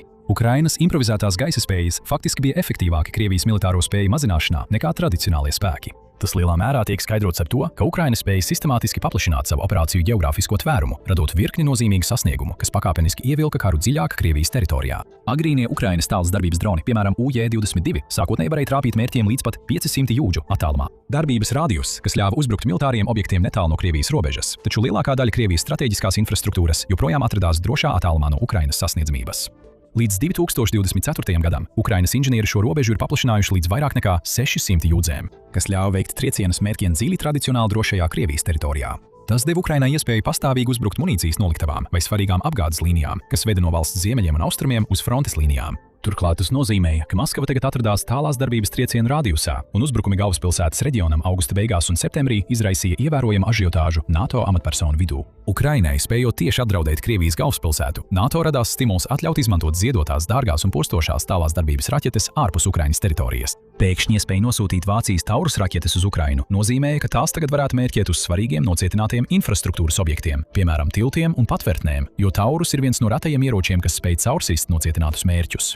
Faktiski katrs Ukrainas dronu spēju uzlabojums deva NATO pārliecību, ka tā iegulda Ukrainā kā veidu, kā tieši sakaut Krieviju, nevis vienkārši iegūstot laiku. Taču īstais izrāviens notika, kad Ukrainas prezidents Volodimirs Zelenskis 2025. gadā atklāja, ka Ukrainā ražotos dronus tagad var vadīt no 2000 km, jeb 1242 jūdžu attāluma. Būtībā aptverot visu Krievijas teritoriju, kur atrodas strateģiski objekti, jo tālāk par šo attālumu ir tikai Sibīrijas plašumi un meži. Tagad slavenajai operācijai Zirnekļa tīkls Ukrainas izlūkdienestiem bija nepieciešami 18 mēneši plānošanas, lai trāpītu Krievijas strateģisko bumbvedēju bāzēm, kas atradās līdz pat 3000 jūdžu attālumā un kurās tika glabāti 40 Krievijas strateģiskie bumbvedēji. Tas bija milzīgs uzdevums. Droni tehniski bija īsa darbības rādījusa droni, taču tos kontrabandas ceļā veda ar kravas automašīnām, izmantojot internetu to palaišanai un pēc tam paļautūkstoši tikmojoties uz mākslīgo intelektu un inerciālo vadību, lai nogādātu tos pēdējos pāris jūdzes līdz mērķim, nozīmēja, ka visa operācija tika veikta Krievijas radariem nemanot. Zirnekļa tīkls ātri tika nodēvēts par vienu no kara pagrieziena punktiem, jo Krievija zaudēja lielu daļu savu kodolieroču piegādes sistēmu. Vienā mirklī, valstī, kurai tādu nebija. Starpkontinentālās balistiskās raķetes, kuras iepriekš tika uzskatītas par vienīgo reālo veidu, kā nepamanīti un bez sekām uzbrukt attāliem militāriem objekti. Ukrainas tāla darbības drona kampaņa ir atklājusi vēl vienu ekonomiskā kara aspektu, kas saistīts ar mazu mobilo vienību panākumiem salīdzinājumā ar lielas lidmašīnu flotes izmantošanu. Ukrainas dronu triecienu kampaņa 2025. gada sākumā bija vērsta uz Krievijas enerģētikas infrastruktūru un izslēdza apmēram 10 daļu Krievijas naftas pārstrādes jaudu. Tas nozīmēja, ka Ukraina sistemātiski spēja vērsties pret Krievijas kara mašīnas ekonomiskajiem pamatiem. Mērķu daudzveidība liecina par labi plānotu Ukrainas kampaņu, lai metodiski izjauktu Krievijas enerģētikas infrastruktūru. Ukrainas droni uzbruka vismaz 8 Krievijas naftas pārstrādes rūpnīcām, kā arī daudziem naftas bāzēm, sūknēšanas stacijām un ostām, kas tiek izmantotas naftas un gāzes eksportam. Visu dronu ražošanas rādītāji, skatoties kontekstā, stāsta vēl neparastāku stāstu. 2023. gadā Ukraina saražoja aptuveni 800 000 dronu visās kategorijās. Līdz 2024. gadam šis skaits bija pieaudzis līdz 2 miljoniem dronu. Taču Ukrainas 2025. gada prognozes paredzēja, ka šajā gadā tiks saražoti un iegādāti vairāk nekā 5 miljoni dronu, kas liecina par vairāk nekā divkāršu gada pieauguma nozarē, kas būtībā tiek radīta no nekā. Lai tu salīdzinātu, NATO raķešu iepirkumi parasti ietver tikai 100 vienību gadā vai 1000 izņēmumu gados. Šī mēroga atšķirība ir būtisks paradigmas maiņas piemērs. No dārgu sistēmu precīzas ražošanas uz patērējamu, bet ļoti efektīvu ieroču masveida ražošanu. Mākslīgā intelekta integrācija tālas darbības sistēmās ir kvantu lēciens kardarbības spējās. Stratēģisko bumbvedēju operāciju laikā droni, kuri zaudē sakarus ar Ukrainas operatoriem, automātiski pārslēdus uz mākslīgā intelekta vadītu navigāciju pa iepriekš ieprogrammētiem maršrutiem. Sasniedzot norādītos mērķus, mākslīgā intelekta sistēmas identificē konkrētas lidaparātu veidus, aprēķina optimālos uzbrukuma leņķus un aktivizē sprākstvielu kravu bez cilvēka iejaukšanās. Šāds sarežģītības līmenis nozīmē, ka Ukrainas droni var veikt strateģiskas misijas ar minimālu uzraudzību, būtiski samazinot katra trieciena izmaksas un riskus. Stratēģiskās ietekmes mērījumi sniedz pārliecinošas pierādījumus Ukrainas panākumiem tālās darbības kara pārdefinēšanā. Krievija no 2022. gada septembra līdz 2024. gada decembrim palaida vairāk nekā 19 000 raķešu un vairāk nekā 14 700 vienvirziena trieciena dronu pret Ukrainas mērķiem.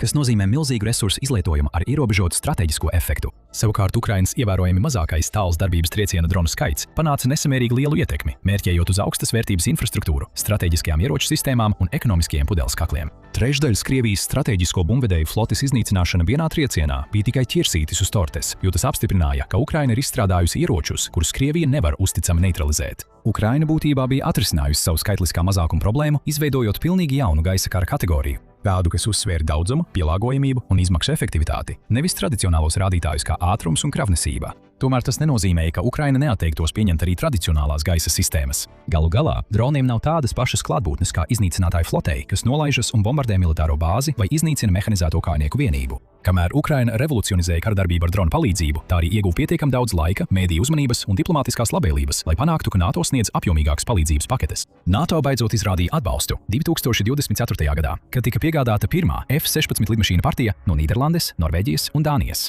Ukrainas piloti vairākus mēnešus trenējās gan valstī, gan ārvalstīs, lai iepazītos ar jaunajām sistēmām, kamēr pašas lidmašīnas pirmos lidojumus no Ukrainas lidlaukiem veica 2024. gada augustā. F-16 Fighting Falcon ātri kļuva par Ukrainas atjaunoto gaisa spēku stūrakmeni. Lai gan šīs nebija pašas modernākās lidmašīnas pēc mūsdienu standartiem, Ukrainai no NATO piegādātie lidaparāti tika ražoti 1980. un 90. gados, un pirms kaujas pielietošanas saņēma tā saukto Midlife Update, jeb MLU. Pilnīga izņemšana no eksploatācijas to izcelsmes valstīs. Neskatoties uz savu vecumu, šīs lidmašīnas deva iespējas, ar kurām Ukrainas padomju laika flote vienkārši nevarēja sacensties.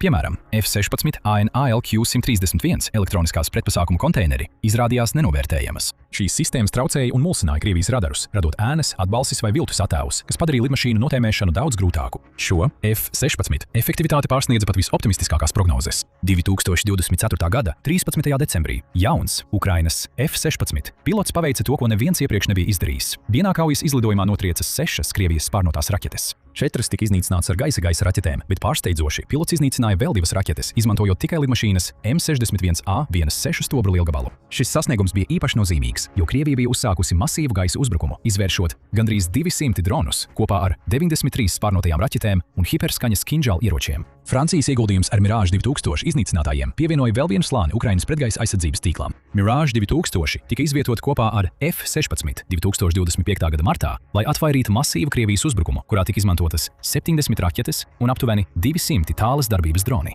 Zelenskis īpaši uzslavēja Mirage pilotus, kuri šīs sadursmes laikā veiksmīgi pārtvēra vairākas spārnotās raķetes. Stratēģiskā vērtība, kad vienlaikus darbojas gan F-16, gan Mirage 2000, kļuva acīmredzama, kad militārie analītiķi saprata, ka izvietojot divus dažādus lidaparātu modeļus ar atšķirīgu elektroniku, Ukraina varētu izmantot dažādas radioelektroniskās cīņas sistēmas, kas darbojas dažādās frekvencēs. Krievijai būtu spiest izstrādāt pretpasākums daudz ātrākā tempā, kas samazinātu to efektivitāti un ļautu NATO sniegt ātru atbildi, atjauninot sistēmas. Zviedrijas Saab 340, AVC 890 gaisa agrīnās brīdināšanas lidmašīnu. Integrācija bija pēdējais trūkstošais elements Ukrainas pretgaisa aizsardzībā. Saab, kas aprīkots ar modernu elektroniski skenējamu radaru, kas uzstādīts uz komerciālās lidmašīnas korpusa, spēja izsekot vairākus gaisa un jūras mērķus līdz pat 250 jūdžu attālumā. Šī spēja novērsa vienu no Ukrainas būtiskākajām ievainojamībām – agrīna brīdinājuma trūkumu par Krievijas planējošo bumbu uzbrukumiem, kas kļuva arvien biežāki un postošāki. Tas, kas padara Ukrainas šo rietumu lidaparātu integrāciju tik ievērojamu, ir tas, kā Ukraina spēja panākt maksimālu efektivitāti no būtībā novecojušām platformām. Jā, F-16 varētu piedāvāt uzlabotas spējas salīdzinājumā ar Ukrainas padomju laika floti, taču tās iespējams būtu jāizstāj 4 līdz 6 gadu laikā, ņemot vērā uzkrātās lidojuma stundas. Tikmēr F-16 pārdošanas darījumi Bulgārijai un Slovākijai nosaka šo novecojušo iznīcinātāju, no kuriem Ukrainai bija aptuveni 90. Cenu ap $200 miljoniem par vienu lidmašīnu, kas ir liels vienreizējs ieguldījums. Tomēr Ukrainas pilots sasniedz panākumu līmeni, kas ievērojami pārsniedz NATO spēku gaidīto. Šī pārmaiņa ir piespiedusi NATO stratēģus saskarties ar nērtu realitāti par mūsdienu kardarbību. Tradicionāli militārā spēka rādītāji balstījās uz tanku skaitu, atsevišķu ieroču sistēmu sarežģītību un aizsardzības budžetu apjomu. Krievija konsekventi tika ierindota kā otrā pasaules militārā spēka skalā, uzreiz aiz ASV. Un tomēr, kad pienāca brīdis rīkoties un Krievija patiešām uzsāka karu, tai neizdevās ātri ieņemt valsti, kas pēc visiem rādītājiem bija tikai sava kādreizējā padomju veidola ēna.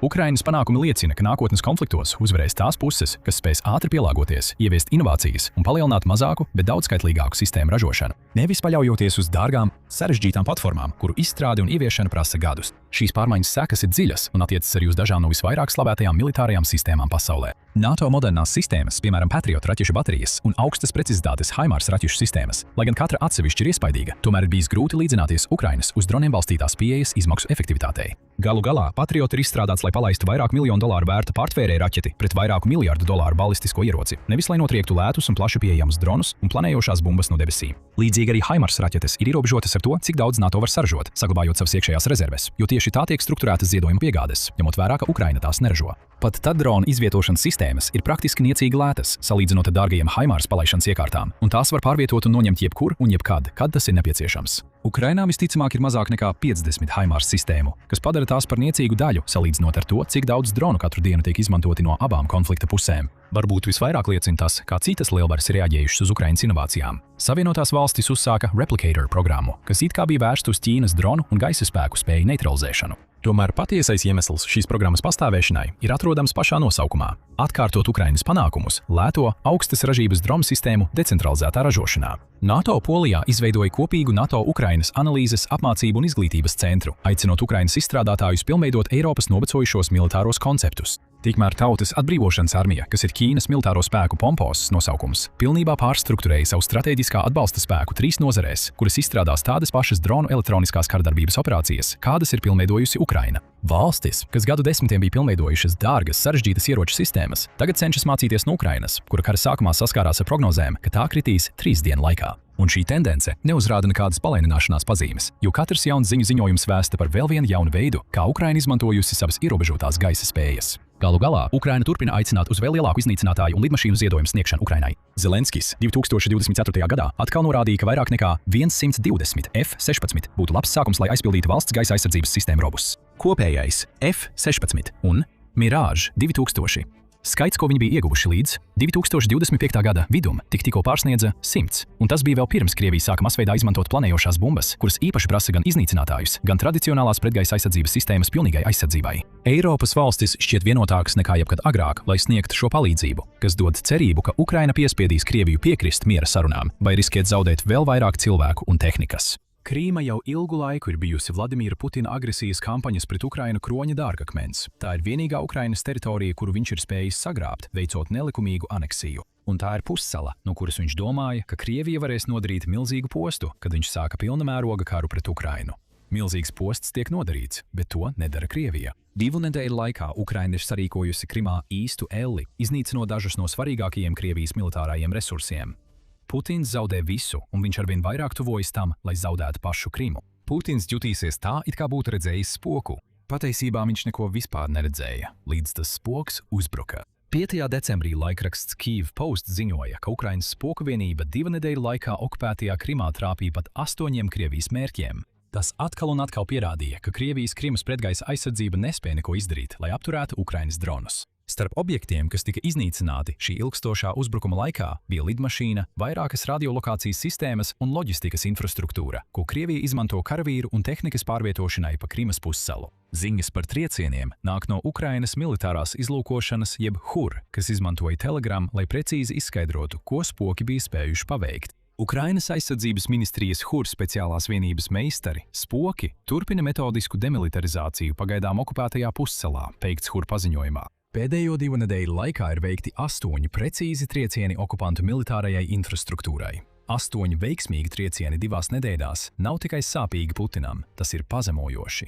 Tas parāda viņam un pārējai Krievijai, ka Krievijas tvēriens pār Krimu nebūtu nav tik stingrs. Pussala, kuru Krievijai vajadzēja kontrolēt tādā mērā, lai tās spēki varētu izmantot Krimu, lai sūtītu uz Ukrainu karaspēku un tehniku lielā apjomā, tagad ir kļuvusi par mērķi. Un šis mērķis Ukrainai vairs nav grūti sasniedzams. Viss, kas Krievijai ir Krimā, tagad ir Ukrainas dronu un pašmāju ražoto raķešu darbības zonā, un Vladimiram Putinam nav nekādu iespēju to mainīt. Lai gan HUR bieži darbojas slepeni, šoreiz tā nevēlējās dot Vladimiram Putinam iespēju izmeloties no šīs situācijas. Krievija varētu vēlēties apgalvot, ka Ukraina izplata melgūzmu, tomēr spoki ir paveikuši to, ko HUR apgalvo, un viņi to var pierādīt ar video ierakstiem, kas publicēti HUR Telegram ierakstā. Video, kas ilgs nedaudz vairāk nekā minūti, ir papildināts ar mūziku un atkārtot rāda kadrus, ko uzņem Ukrainas droni, tiem dodoties pretī saviem mērķiem. Mēs redzam, kā tiek trāpīts kupoliem, kā droni tuvojas infrastruktūrai, kurai nav aizsardzības. Vairāk kārt Ukrainas droni tieši trāpa radiolokācijas stacijām, lidmašīnām un vairākiem citiem mērķiem. Dažreiz mēs pat redzam sekas, piemēram, dažas sekundes ilgu video ar iznīcinātu mērķi tūlīt pēc tam, kad redzējām, kā Ukrainas droni trāpa tieši mērķī. Krievija varētu joprojām mēģināt apgalvot, ka nekas nav noticis. Ja cilvēki neticēs, ka nekas nav noticis, tā varētu pat mēģināt izmantot veco atrunu par dronu atlūzām. Taču šis 1 minūtes video parāda, cik viegli Ukrainai šķiet kļuvis trāpīt mērķiem Krimā un cik minimāli ir Krievijas pretgaisa aizsardzība. Nevienā no video ierakstiem mēs neredzam, ka lodes vai raķetes lidotu pretī Ukrainas droniem. Katru reizi ceļš līdz tiešam trāpījumam ir brīvs. Runājot par trāpījumiem, ieskatīsimies dziļāk, ko spoki iznīcināja savu 2 nedēļu laikā. Tas ir vesels saraksts ar daļu no svarīgākās tehnikas, ko Krievija ir izvietojusi Krimā. Hur savā Telegram ierakstā dalās ar pamatsarakstu, norādot, ka Ukraina spēja trāpīt Su-24 frontes bumbvedējam, kā arī antenai radio caurspīdīgā kupolā. Krievija zaudēja arī Orion bezpilota lidaparātu, kas šķiet ir tas sadragātais lidaparāts, kas redzams Hur video. Arī 39N6 Kasta 2E2 radiolokācijas stacija un 2 48YA6K1 Podlit radiolokācijas stacijas kļuva par Ukrainas dronu upuriem. Un visam pa virsu Ukraina pat spēja iznīcināt kravas vilcienu, ko Krievija varētu izmantot, lai pārvadātu jebko – tehniku, cilvēkus, degvielu vai apgādes preces pa visu Krimas pussalu. Katrs no šiem objektiem ir likumīgs militārs mērķis, un visi tikko ir iznīcināti ar Ukrainas drona palīdzību. Daži no šiem mērķiem ir nedaudz svarīgāki par pārējiem, īpaši ja runa ir par to, kā to iznīcināšana varētu ietekmēt karu un situāciju pašā Ukrainas kontinentālajā daļā. Savā ziņojumā par spoku sasniegumiem RBC Ukraine izcēla 3 no objektiem, kurus Krievija zaudēja. Su-24 bumbvedējs varētu būt vissvarīgākais, vismaz attiecībā uz Ukrainas centieniem samazināt Krievijas radīto spiedienu no gaisa uz tās pilsētām un karavīriem. Padomju laikmeta lidmašīna Su-24 tiek izmantota triecieniem no gaisa pret sauszemes un jūras mērķiem, tāpēc tā tiek dēvēta par bumbvedēju. Ukrainai te nav flotes, tāpēc Krievija izmanto savus Su-24, lai veiktu triecienus pa sauszemes mērķiem. RBC Ukraine ziņo, ka šī lidmašīna spēja palaist raķetes un nomest bumbas, un Ukraina būtu bijusi ļoti apmierināta, ja ar šī Su-24 iznīcināšana būtu izdevies izslēgt abus šos draudus. Runājot par raķetēm, Military Factory ziņo, ka Su-24 var palaist ļoti plašu gaisa zemraķešu klāstu, tostarp Krievijas H-23, H-28, H-25, ML, H-58, H-59 un H-29. Dažas no tām ir pretstarojuma raķetes, taču visas spēj radīt lielu postu Ukrainas pilsētu infrastruktūrai. Izdevums norāda, ka Su-24 ir arī kodolieroču nesējspējīgs lidaparāts. Turklāt tas ir pietiekami liels, lai varētu nest un nomest CAB-500 bumbas, kas mūs noved pie otrās lietas, ko Ukraina būtu ļoti priecīga izslēgt no vienādojuma – planējošās bumbas. Lielāko daļu kara otrās puses Krievija ir pārvērtusi savus milzīgos CAB nevadāmo bumbu krājumus par planējošajām bumbām, izmantojot speciālus komplektus. Šie komplekti izplēš spārnus, kas ļauj bumbām burtiski planēt vairākus desmitus jūdžu līdz mērķiem, procesā vadoties pēc satelīta navigācijas sistēmām. Krievija šīs bumbas ir izmantojusi milzīgos daudzumos. Vien tikai no 5. līdz 12. oktobrim Krievija izšāva 1400 šāda veida bumbu uz Ukrainu, kā arī 3000 dronu un 92 raķetes, ziņo The Guardian. Forbes piebilst, ka Krievija ir sākusi planējošo bumbu masveida ražošanu vēl nepieredzētā apjomā un tagad plāno ik gadu izgatavot 120 000 šo postošo ieroču. Aptuveni 500 no tiem būs tālās darbības varianti, kas spēs sasniegt mērķus līdz pat 200 km attālumā, kas būtu ideāli piemērots iznīcinātājam, kas bāzēts Krimā un var palaist šos ieročus uz Ukrainu, lidojot virs Melnās jūras. Protams, viena Su-24 iznīcināšana neapturēs šos gaisa uzbrukumus, taču katrs sīkums palīdz Ukrainai, īpaši tādā teritorijā kā Krima, kur Krievijai būs grūti ātri aizvietot jebkādus zaudētos resursus. Viens šodien iznīcināts Su-24 var nozīmēt, ka tiek novērsti vairāki 10 tālās darbības triecienu, līdz Krievija spēs aizvietot šo zaudēto iznīcinātāju, ja vispār to aizvietos. Šādi triecieni ir vērsti uz to, lai pēc iespējas vairāk mazinātu spiedienu, jo Ukrainas stratēģija nāve no 1000 griezieniem turpina kavēt Krievijas uzbrukumu. Pārējot no aizsardzības pret Krievijas triecieniem uz nākotnes Ukrainas uzbrukumiem, RBC Ukraine arī izceļ 2 radiolokācijas sistēmas, kuras spoki iznīcināja šo 2 nedēļu iznīcības laikā. Iepriekš minētā Podlet sistēma ir radiolokācijas sistēma, kuru Krievija savieno ar savām S-300V zemesgaisa raķešu jeb pretgaisa raķešu sistēmām. Radars pilda diezgan vienkāršu funkciju. Tas atklāj un izseko ienākošos gaisa mērķus. Šie dati tiek pārsūtīti uz S-300, kas palaiž raķeti uz mērķiem. Jūs jau varat nojaust, kāpēc Podlet iznīcināšana ir liela uzvara Ukrainai. Bez šīs radiolokācijas sistēmas visi S-300 pretgaisa aizsardzības līdzekļi, kas bija savienoti ar Podlet, tagad darbojas akli. Viņiem nav nekādas informācijas par to, ko Ukraina sūta tajā Krimas gaisa telpas daļā, kur tika zaudēts Podlet, kas paver iespējas Ukrainai palaist vēl vairāk dronu un raķešu. Varbūt tieši tāpēc HUR video mēs redzējām tik maz pretestības Ukrainas droniem. Ja spoki vispirms iznīcināja Podlet, un visticamāk tā arī bija, tad jebkāda pretgaisa aizsardzība, ko Krimā izvietojusi Krievija, būtu kļuvusi nelietojama.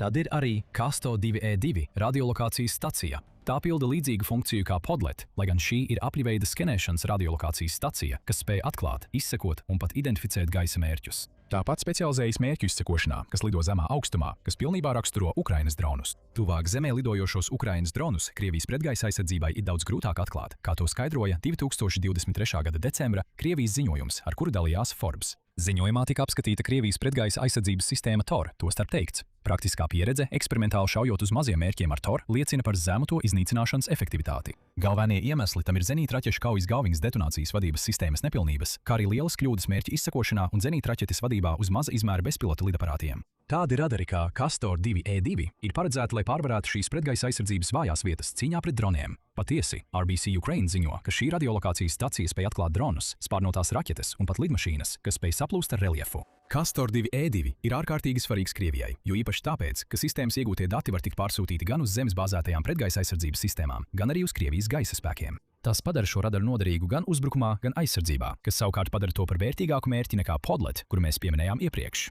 Kad Ukraina iznīcināja Podlet, tā visticamāk padarīja vismaz vienu S-300 aklu. Castor 2E2 iznīcināšana iespējams pilnībā atņēma redzi vairākām Krievijas pretgaisa aizsardzības un gaisa uzbrukuma platformām. Šeit mēs redzam divas lietas. Pirmkārt, Ukraina atkal ir veikusi virkni veiksmīgu triecienu Krimā, kas vēl vairāk vājināja Putina kontroli pār pussalu. Šo tēmu mēs apskatīsim sīkāk vēlāk šajā video. Otrkārt, Ukrainas spoki ir parādījuši Krievijai, ka viņi var uzbrukt jebkurā brīdī, un šķiet, ka Krievija neko nevar pret to izdarīt. Galu galā, 2 nedēļas ilgie triecieni Krimā, ko veica spoki, nebūtu nav pirmā reize, kad šī elitārā HUR vienība ir smagi skārusi Krieviju. Ir bijušas daudzas citas reizes. Jau augustā RBC Ukraine ziņoja, ka HUR bija izdevies iznīcināt 9.1 N6E radiolokācijas sistēmu Krimā. Šo sistēmu Krievijas S-400 pretgaisa aizsardzība izmanto, lai noteiktu un izsekotu mērķus, līdzīgi kā citas radiolokācijas iekārtas, kuras mēs jau pieminējām. Un tā uzliesmoja liesmās, pateicoties uzbrukumam, ko vēlāk atklāja, ka to veica HUR spoku vienība. Vēl viens iebrucēju triumfs pussalā ir palicis akls. Izskatās, ka tas ir fiasko. Pagaidu okupētās Krimas demilitarizācija turpinās, pēc šī trieciena paziņoja HUR. Taču spoki vēl nebija beiguši. Viņi ir vajājuši Krievijas spēkus Krimā līdz pat dienai pirms tika atklātas detaļas par vienības 2 nedēļu operāciju. 4. decembrī RBC Ukraine ziņoja arī par vēl vienu spoku triecienu. Šoreiz tas tika veikts pret vienu no Krievijas MiG-29 iznīcinātājiem. Tāpat kā Su-24, par kuru mēs runājām iepriekš, arī MiG-29 var palaist dažādas raķetes, kas padara to par ļoti bīstamu resursu Krievijai Krimā. Šīs raķetes var tikt palaistas no liela attāluma aiz frontes līnijām, lai trāpītu Ukrainas pilsētām un infrastruktūrai. HUR neatstāja nekādas šaubas par to, ko tā ir sasniegusi, daloties ar video, kurā tās droni tieši trāpa MiG-29, kā arī vēl vienam mērķim. Šīs uzbrukums pat nebija iekļauts to mērķu sarakstā, kurus spoki iznīcināja savā 2 nedēļu uzbrukuma laikā. Izskatās, ka Krievijai Krimā ir spoku problēma, gan pēc nosaukuma, gan arī Krievijas acīmredzamajā nespējā ieraudzīt vai trāpīt kādam no ieročiem, ko spoki laiž lietā. Spoki kopā ar pārējiem HUR un daudzajām citām Ukrainas vienībām, kas pēdējo gadu laikā ir uzbrukušas Krimai, iesaistās tajā, ko Kyiv Post dēvē par sistemātisku Krimas pussalas demilitarizāciju. Gaisa, loģistikas, enerģētikas un citi militārie resursi – visi ir Krimas dienas kārtībā, kas mūs atgriež pie pirmās lietas, ko tikko pieminējām. Redzam Krimā, Putins zaudē savu kontroli pār Krimu. No Ukrainas skatpunkta tieši to valsts un tās prezidents Volodimirs Zelenskis cenšas panākt kopš brīža, kad Ukraina ieguva spēju veikt tālu darbības rādījus triecienus Krimā. Pussala ir bijusi prioritāte Ukrainai kopš Krievija to anektēja 2014. gadā. Un kā ziņo BBC, Ukraina nekad no tās neatteiksies. Daļa iemeslu tam ir juridiska. Ukrainas konstitūcija nosaka, ka Ukrainas prezidentam nav atļauts atteikties no nevienas valsts suverēnās teritorijas. Zelenskis to uzsvēra 2025. gadā, sakot: šeit nav par ko runāt, tas ir pretrunā ar mūsu konstitūciju. Kad ASV prezidents Donalds Trumps sāka izteikt ideju, ka Ukraina varētu atdot Krimu Krievijai kā daļu no miera līguma. Protams, konstitūcijas var mainīt, tas jau ir noticis daudzas reizes iepriekš. Taču Ukraina nav gatava, un daudz apgalvotu, ka tai arī nevajadzētu atdot Krimu Krievijai. Dažos aspektos tādas operācijas kā nesen veiktās HUR spoku vienības akcijas atgādina Putinam, ka Ukraina nav atteikusies no Krimas. Patiesībā Ukraina ne tikai nav atteikusies no anektētās pussalas, bet arī nenogurstoši strādā, lai Krima kļūtu pēc iespējas strateģiski nenozīmīga, plašākā Ukrainas kara kontekstā. Ukraina nevar pretuzbrukt Krimai pa sauszemi, lai atgūtu šo teritoriju. Atlantijas padome uz to norādīja jau 2023. gada jūnijā, atzīmējot, ka Ukrainai būtu militāri neprātīgi uzsākt sauszemes kampaņu, pat laikā, kad tobrīd notika tās pretuzbrukums. Ukrainas sauszemes spēki šādā uzbrukumā tiktu smagi cietuši, jo sauszemes tilts, kas savieno Ukrainas kontinentālo daļu, ir tik šaurs, ka Krievija varētu iznīcināt uzbrukošos Ukrainas spēkus, izmantojot dronus, artilēriju, gaisa triecienus un dažādus citus ieročus. Tā vietā Atlantijas padome 2023. gadā apgalvoja, ka Ukraina ir pietiekami gudra, lai saprastu, ka Krievijai strateģiski visvērtīgākais Krimā ir pussalas svarīgākā osta – Sevastopole. Padomē norādīja, ka Ukrainai ir iespēja padarīt Krimas strateģisko vērtību nebūtisku un likt Krievijas Melnās jūras flotei maksāt augstu cenu katru reizi, kad tā mēģina iziet no Sevastopoles ostas. Tiek ieteikts, ka Ukraina varētu izmantot jūras mīnu un Neptūna raķešu kombināciju, lai kaitētu Melnās jūras flotei. Ukraina noteikti ir nodarījusi kaitējumu šai flotei, taču tā vienādojumā pievienoja arī dronus. Tagad, pēc gandrīz 2,5 gadiem, Ukraina ir sasniegusi savu mērķi – padarīt Sevastopoli Krievijai praktiski nelietojamu. 2025. gada jūlijā RBC Ukraine ziņoja, ka partizānu grupas, kas darbojas Krimā, bija spējušas uzņemt fotogrāfijas, kas pierāda, ka osta, kurai vajadzēja dot Krievijai lielas priekšrocības Ukrainā, praktiski ir tukša no kara kuģiem. Tas viss ir svarīgi saistībā ar to, ko tikko paveica Ukrainas spoku vienība, jo tas nozīmē, ka Ukraina no strateģiskā viedokļa ir gandrīz pilnībā izslēgusi Krimu no cīņas. Protams, tā turpinās uzraudzīt pussalas ostas un ātri liks Krievijai nožēlot jebkuru mēģinājumu atgriezt savus karakuģus Sevastopolē. Tagad, kad šī osta ir gandrīz nelietojama, Ukraina var vairāk koncentrēt savus spēkus nākamajam Krimas atgūšanas posmam – Krievijas pretgaisa aizsardzības un aviācijas līdzekļu iznīcināšanai. To panāca 2 nedēļu ilgie spoku vienību uzbrukumi, un tieši to Ukraina jau mēnešiem dara Krimā.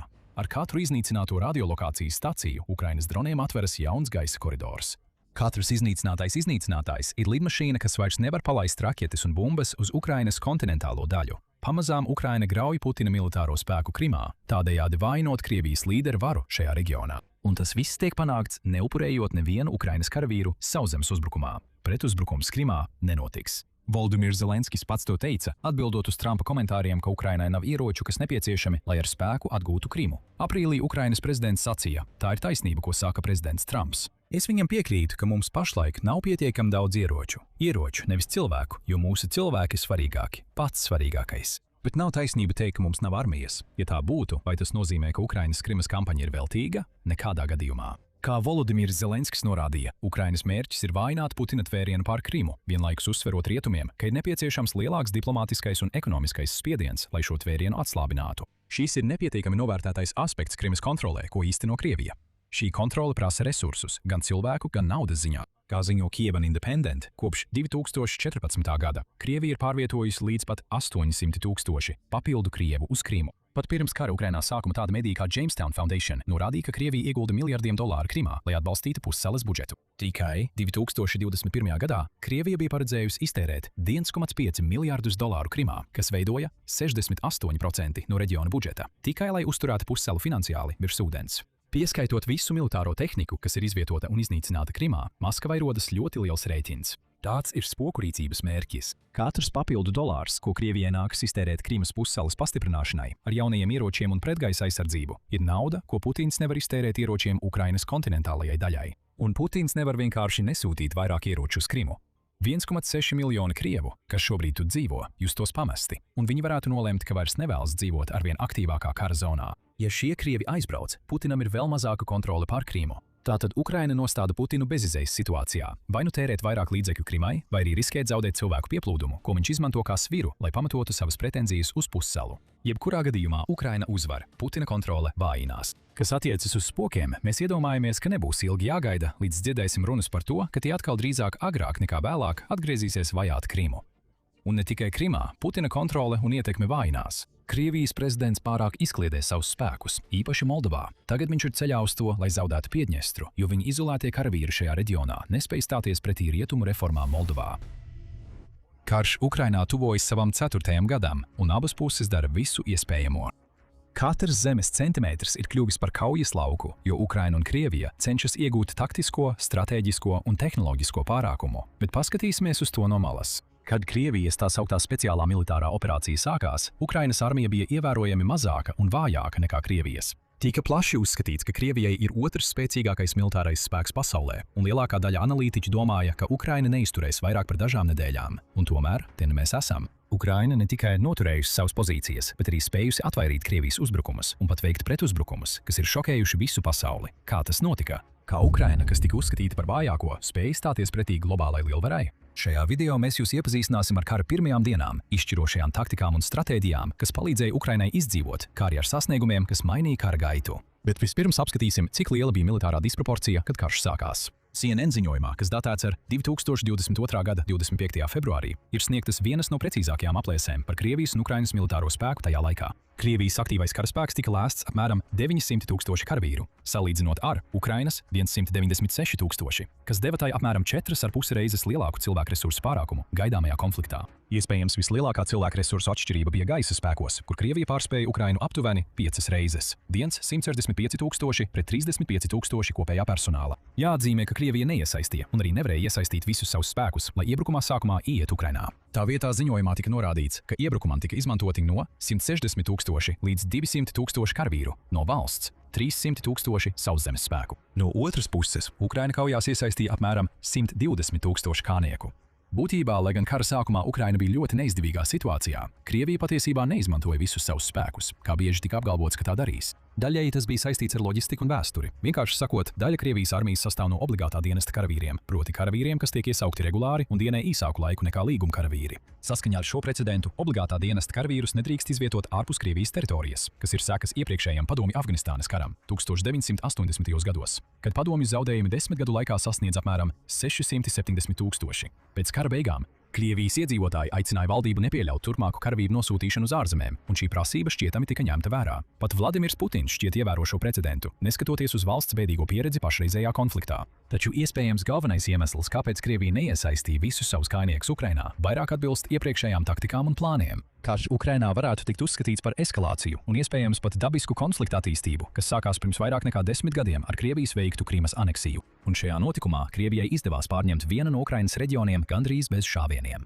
Tā vietā Krievijas armija veica būtībā militāru apvērsumu, nogādājot elitāros karavīrus uz Sevastopoles lidostu, pārsteidzot vietējos militāros spēkus un valsts aizsardzību. Pēc tam Krievijas armija pārņēma vietējās valdības kontroli, nomainīja vadību pret Krievijai lojāliem cilvēkiem un sāka viltus referendumu, kas pamudināja Krimu pievienoties Krievijas federācijai. 2014. gadā Krievija izmantoja politisko krīzi un pilsoniskos nemierus kā iebrukuma fonu, kas palīdzēja neutralizēt Ukrainas iespējamās atbildes un pātrināja procesu. Kad Krievija 2022. gada februārī paziņoja par īpašās militārās operācijas sākumu, Vladimirs Putins mēģināja atkārtot šo taktiku. Šoreiz viņš mērķēja uz visas valsts valdības galvu – Kīvā. Vladimira Putina prātā Krievijai jau bija tiesības uz Ukrainu gan politiski, gan kulturāli, un Ukrainas iedzīvotājiem vajadzēja būt sajūsmā par atkal apvienošanos ar federāciju.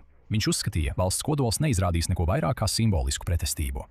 Lai gan daudzas valdības un neatkarīgas institūcijas publicēja plānus, kas liecināja, ka Krievija gatavojas iebrukumam, Putins uzskatīja, ka brīdinājums tikai liktu Ukrainai pārvietot lielāko daļu savu spēku uz strīdīgo Donbasa reģionu, nevis pastiprināt Kīivas aizsardzību. Viņam bija tikai daļēji taisnība. Kara pirmajā dienā Krievija uzsāka divvirzienu uzbrukumu Kīivai ar nelielu Krievijas speciālo militāro spēku vienību, kas atradās aptuveni 34 helikopteros, un bija pirmā trieciena komanda, kas pa gaisu tuvojās Ukrainas galvaspilsētai. Šo 200 līdz 300 karavīru uzdevums bija pārņemt Hostomēļas lidostu, kas bija lielākā lidosta, kas apkalpoja Kijivu, un tai bija ievērojama kapacitāte militāro transporta lidmašīnu uzņemšanai. Uzbrukums nāktu no Baltkrievijas, precīzāk sakot no Minskas, kas pa gaisu bija tikai aptuveni stundas attālumā no Kijivas. Aptuveni tajā pašā laikā Krievija sāka savu sauszemes ofensīvu gan no Baltkrievijas, gan Krievijas, cenšoties pēc iespējas ātrāk nogādāt savas mehanizētās vienības līdz lidostai. Plāns jau no paša sākuma pārvērtās katastrofā. Gaisa iebrukums praktiski nemaz nesākās, jo Krievijas spēki cieta ievērojams zaudējums vēl pirms viņi vispār spēja nolaisties pie lidostas un sākt cīņu par tās ieņemšanu. Ukrainas karavīri aizbarikādēja skrejceļu, neļaujot nevienam lidaparātam to izmantot sākotnējā iebrukuma laikā. Lidostas niecīgā pretgaisa aizsardzība spēja notriekt vismaz 4 lidaparātus, pirms Ukraiņi tika pārspēti un bija spiesti vai nu padoties, vai atkāpties. Neskatoties uz to, Ukraiņiem izdevās aizkavēt Krievu lidostas okupāciju uz dažām stundām, kas viņiem deva pietiekami daudz laika, lai pārvietotu daļu savu mehanizēto spēku no apkārtējās teritorijas. Krievijas spēki, kuriem vajadzēja ierasties pa sauszemi, tika stipri aizkavēti. Putins bija paredzējis šādu situāciju, domājams nosūtot ar transporta lidmašīnām no 1 līdz 5,000 karavīru. Tomēr Ukrainas armija vēlreiz apšaudīja skrejceļu, padarot to pilnībā nelietojamu un piespiežot iecerētos pastiprinājumus atkāpties.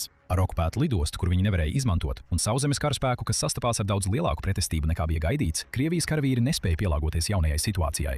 Tas mūs noved pie aprīkojuma atšķirībām starp Krieviju un Ukrainu, un pie tā, kā Ukraina spēja tās apiet. Iespējams, visievērojamākā priekšrocība, kas Krievijai bija pār Ukrainu kara sākumā, bija tās iespaidīgais transporta līdzekļu arsenāls. Krievijai bija apmēram 15,900 bruņoto kaujas transporta līdzekļu, salīdzinot ar Ukrainas 3,300, apmēram 10 reizes vairāk militāro lidmašīnu un aptuveni 17 reizes vairāk helikopteru. Taču neviena no šīm priekšrocībām ilgtermiņā neizrādījās nozīmīga. Lai gan Krievijai bija ievērojami lielāks tanku arsenāls, iebrukuma sākumā tie tika ļoti maz izmantoti. Krievijas karaspēks kara sākumā virzījās uz priekšu pārāk strauji, paši sev par sliktu. Armijai cenšoties ieņemt Ukrainu praktiski uzreiz 3 frontēs. Tanki bija visātrākie starp militāriem transporta līdzekļiem, jo tanku vienībām parasti nebija pavadošo transporta līdzekļu un kājnieku, kas tos palēninātu. Tas beigās kļuva par viņu bojājas iemeslu.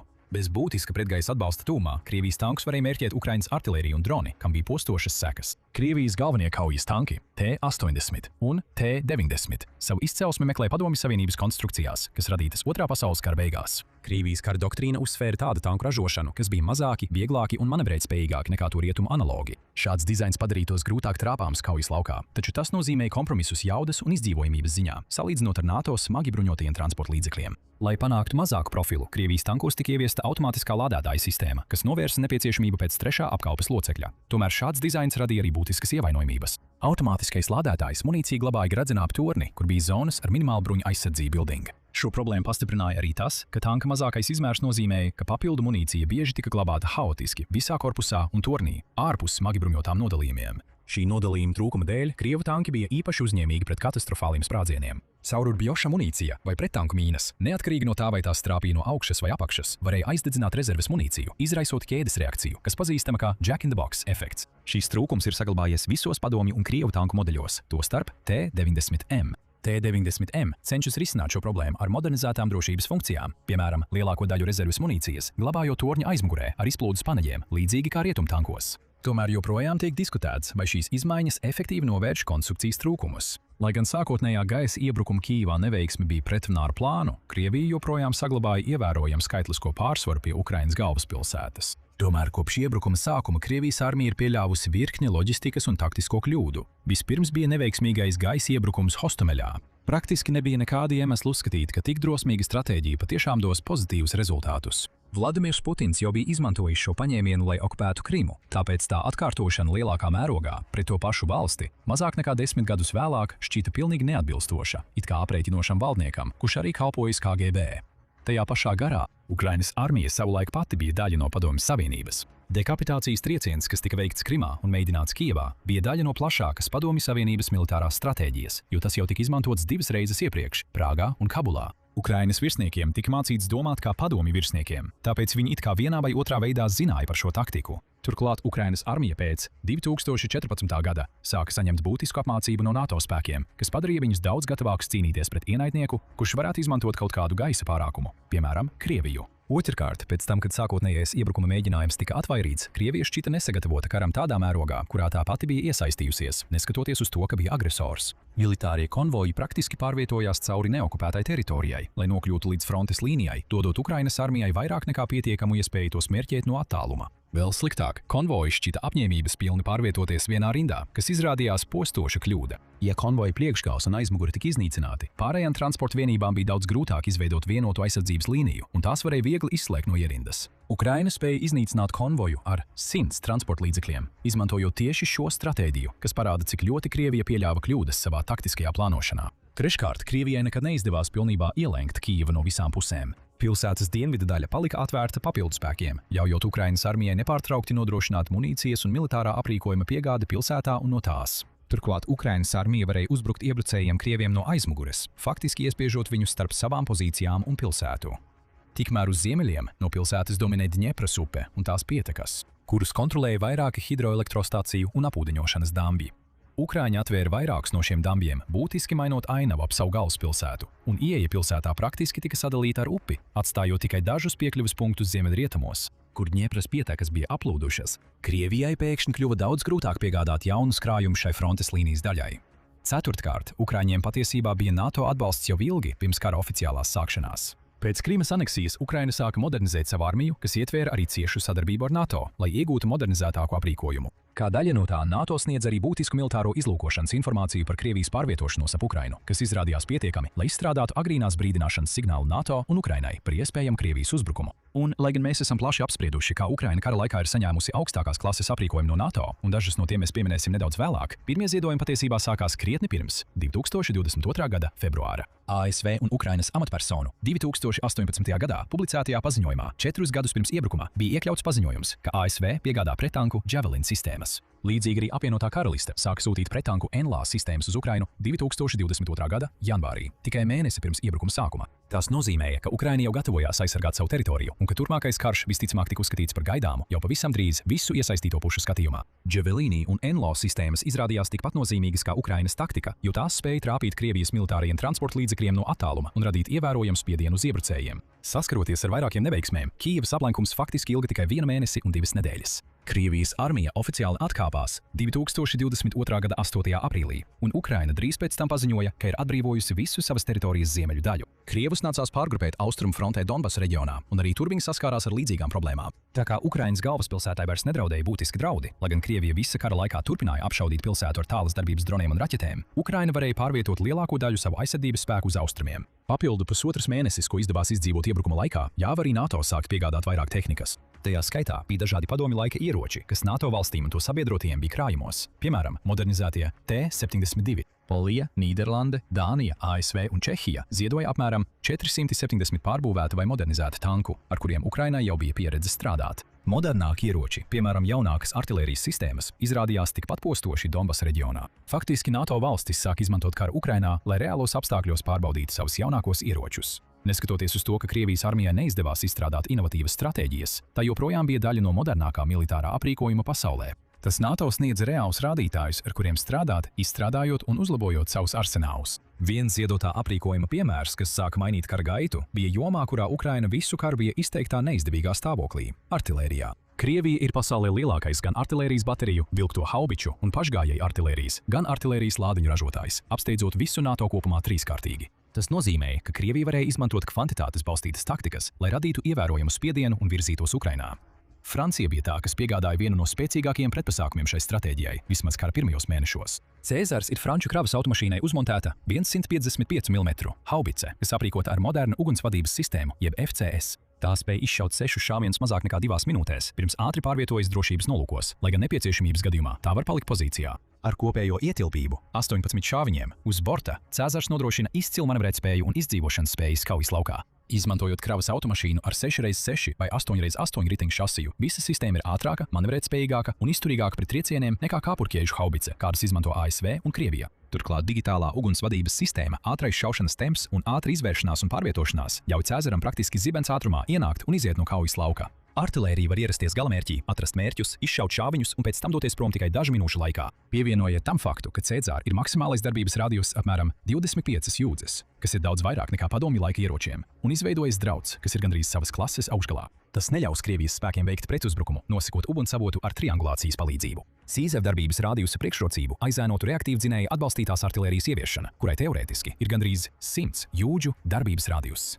Kamēr Vācija un Boeing strādā pie reaktīvdzinēja darbināmiem modeļiem, 155 mm šāviņi, ko pašlaik Ukrainai piegādā Rheinmetall, sasniedz aptuveni 100 km, jeb 62 jūdžu attālumu, un neietver reaktīvdzinēja tehnoloģiju. Tomēr šie palielinātā darbības radiusa šāviņi joprojām ievērojami uzlabo Ukrainas artilērijas spējas. Tuvinot tās tradicionālajām raķetēm, piemēram, Atakams pēc darbības radiusa, Cēzara līdzinējie panākumi nostiprinātu divus mūsdienu karpīlārus – darbības radiusu un mobilitāti. Kamēr Ukraina spēs izmantot ieročus, kas vai nu pārspēj Krievijas analogus pēc darbības attāluma, vai arī ir manevrētspējīgāki, viņi varēs saglabāt priekšrocības. Taču bija arī trešais svarīgs faktors, kas ļāva Ukrainai izvirzīties priekšā – ekonomika. Ukraina bija saņēmusi vairāk nekā $50 miljardus ziedojumos no NATO, gan tiešā finansiālā palīdzībā, gan militārajā aprīkojumā un munīcijā, kā arī humānajā palīdzībā. Tas ļāva valstī novirzīt savus resursus citur un tomēr turēt līdzi Krievijas izdevumiem, kas 2024. gadā bija ap $40 miljardiem. Vēl svarīgāk, Ukraina spēja izgatavot efektīvākus, bet lētākus ieročus – dronus. Karā Ukrainā ir izplatījušies mazie droni, piemēram tādu, kas paredzēti izklaidei un filmēšanai militāriem mērķiem. Pamata drons varētu maksāt ne vairāk kā dažus tūkstošus dolāru, bet lielāki lauksaimniecības droni, kuriem ir lielāka kravnesība un kas piemēroti prettanku mīnu, labāka bruņojuma vai vairāku dronu uzstādīšanai, maksā jau desmitiem tūkstošu dolāru. Apvienojot ar ļoti lētām granātām un prettanku bumbām, kas tomēr bija efektīvas gan pret transporta līdzekļiem, gan kainiekiem, viens drons parasti maksā daudz mazāk nekā objekts vai persona, uz kuru tas tika vērsts. Lai situāciju Krievijai padarītu vēl sliktāku, tai nav daudz pretpasākumu šāda veida karam.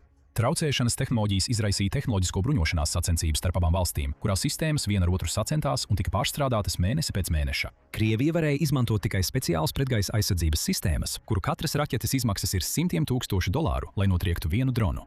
Tādējādi Ukrainas uzsāktie drona uzbrukumu viļņi sāka nopietni iedragāt Krievijas militāro tehniku un budžetu. $10,000 vērts drons, kas iznīcina $500,000 vērtu tanku vai tiek notriekts ar $100,000 raķeti, Ukrainai vienmēr bija tā vērts, pat ja katram trāpījumam nācās zaudēt 10 dronus. Dronu karadarbība bija arī tas, kā Ukraina spēja atgūt kontroli pār savu piekrasti. Krievijas Melnās jūras flote bija spiesta pārtraukt Odesas ostas blokādi 2023. gada novembrī, pēc vairākiem Ukrainas dronu un tālas darbības raķešu triecieniem pa kuģiem un degvielas uzpildes ostām Krimā. Ukraina arī izstrādāja un izvietoja pasaulē pirmo jūras kamikadzes dronu, kas paredzēts, lai peldētu līdz mērķim. Nakts uzbrukumi kuģiem iznīcināja flotes flagmani un iznīcināja daudzus citus. Jūras piekļuves atjaunošana ļautu Ukrainai atdzīvināt savu eksportu, jo tā ir viena no pasaules lielākajām graudu eksportētājām. Jūras tirzniecības atgriešanās pirmskara līmenī tikai gadu pēc kara sākuma parādīja, cik maz spiedienu Krievija varēja izdarīt uz valsti, kurai nebija pat savas flotes. Visbeidzot, ir jautājums par priekšrocību gaisā, kas it kā ir Krievijas pusē. Patiesībā Krievijai nekad nav izdevies iegūt gaisa pārākumu pār Ukrainu. Gaisa spēki lielāko daļu savu misiju veic tuvu Krievijas robežām, nekad neizlidojot pārāk tālu no Krievijas gaisa telpas. Tas notika tāpēc, ka NATO ir izdevies nodrošināt Ukrainu ar daudzslāņainu pretgaisa aizsardzības sistēmu visā valstī. Tiek izmantotas Patriot baterijas un raķetes, droni, pārnēsājumās raķešu palaišanas iekārtas un dažādas zenītraķešu sistēmas, lai atspējotu pretinieka radarus, traucētu mēķēšanas sistēmas vai notriektu dronus. Plaša aizsardzības vairoga dēļ Krievijas spēku iesaistes attālums parasti ir krietni mazāks nekā katras tās sastāvdaļas maksimālais darbības radiuss. Un tā kā Krievija ir agresors, katra iekārta būs pastāvīgā apdraudējumā, jo Ukraina var apvienot savas pretgaisa aizsardzības sistēmas ar lidmašīnām un droniem, pievienojot vēl vienu aizsardzības slāni. Ņemot vērā pārsteidzošu tālredzības trūkumu un pārmērīgu paļaušanos uz sistēmām, kas nav izturējušas laika pārbaudi, ir pamatoti teikt, ka Krievija tik slikti darbojas savas inovāciju un militāro taktiku trūkumu dēļ. Un situācija Krievijai nav īsti uzlabojusies kopš kara sākuma. NATO ar katru jaunu palīdzības paketi sākusi sūtīt arvien modernāku aprīkojumu, un Ukraina ir spējusi izveidot patiesu dronu ražošanas nozari. Tikmēr Krievijas zaudējumi pieaug tik tālu, ka tai nākas izmantot Ziemeļkorejas karavīrus, lai palielinātu savu karaspēku. Tas ir signāls, ka kara beigas varētu būt jau redzamas. Bet ko jūs domājat? Vai Ukrainai izdosies pilnībā atvairīt Krieviju? Paldies, ka skatījāties, un atstājiet savus komentārus zemāk. Tagad dodieties un noskatieties patieso iemeslu, kāpēc Krievija sāka karu Ukrainā, kas beidzot ir atklāts, vai arī noklikšķiniet uz šo citu video.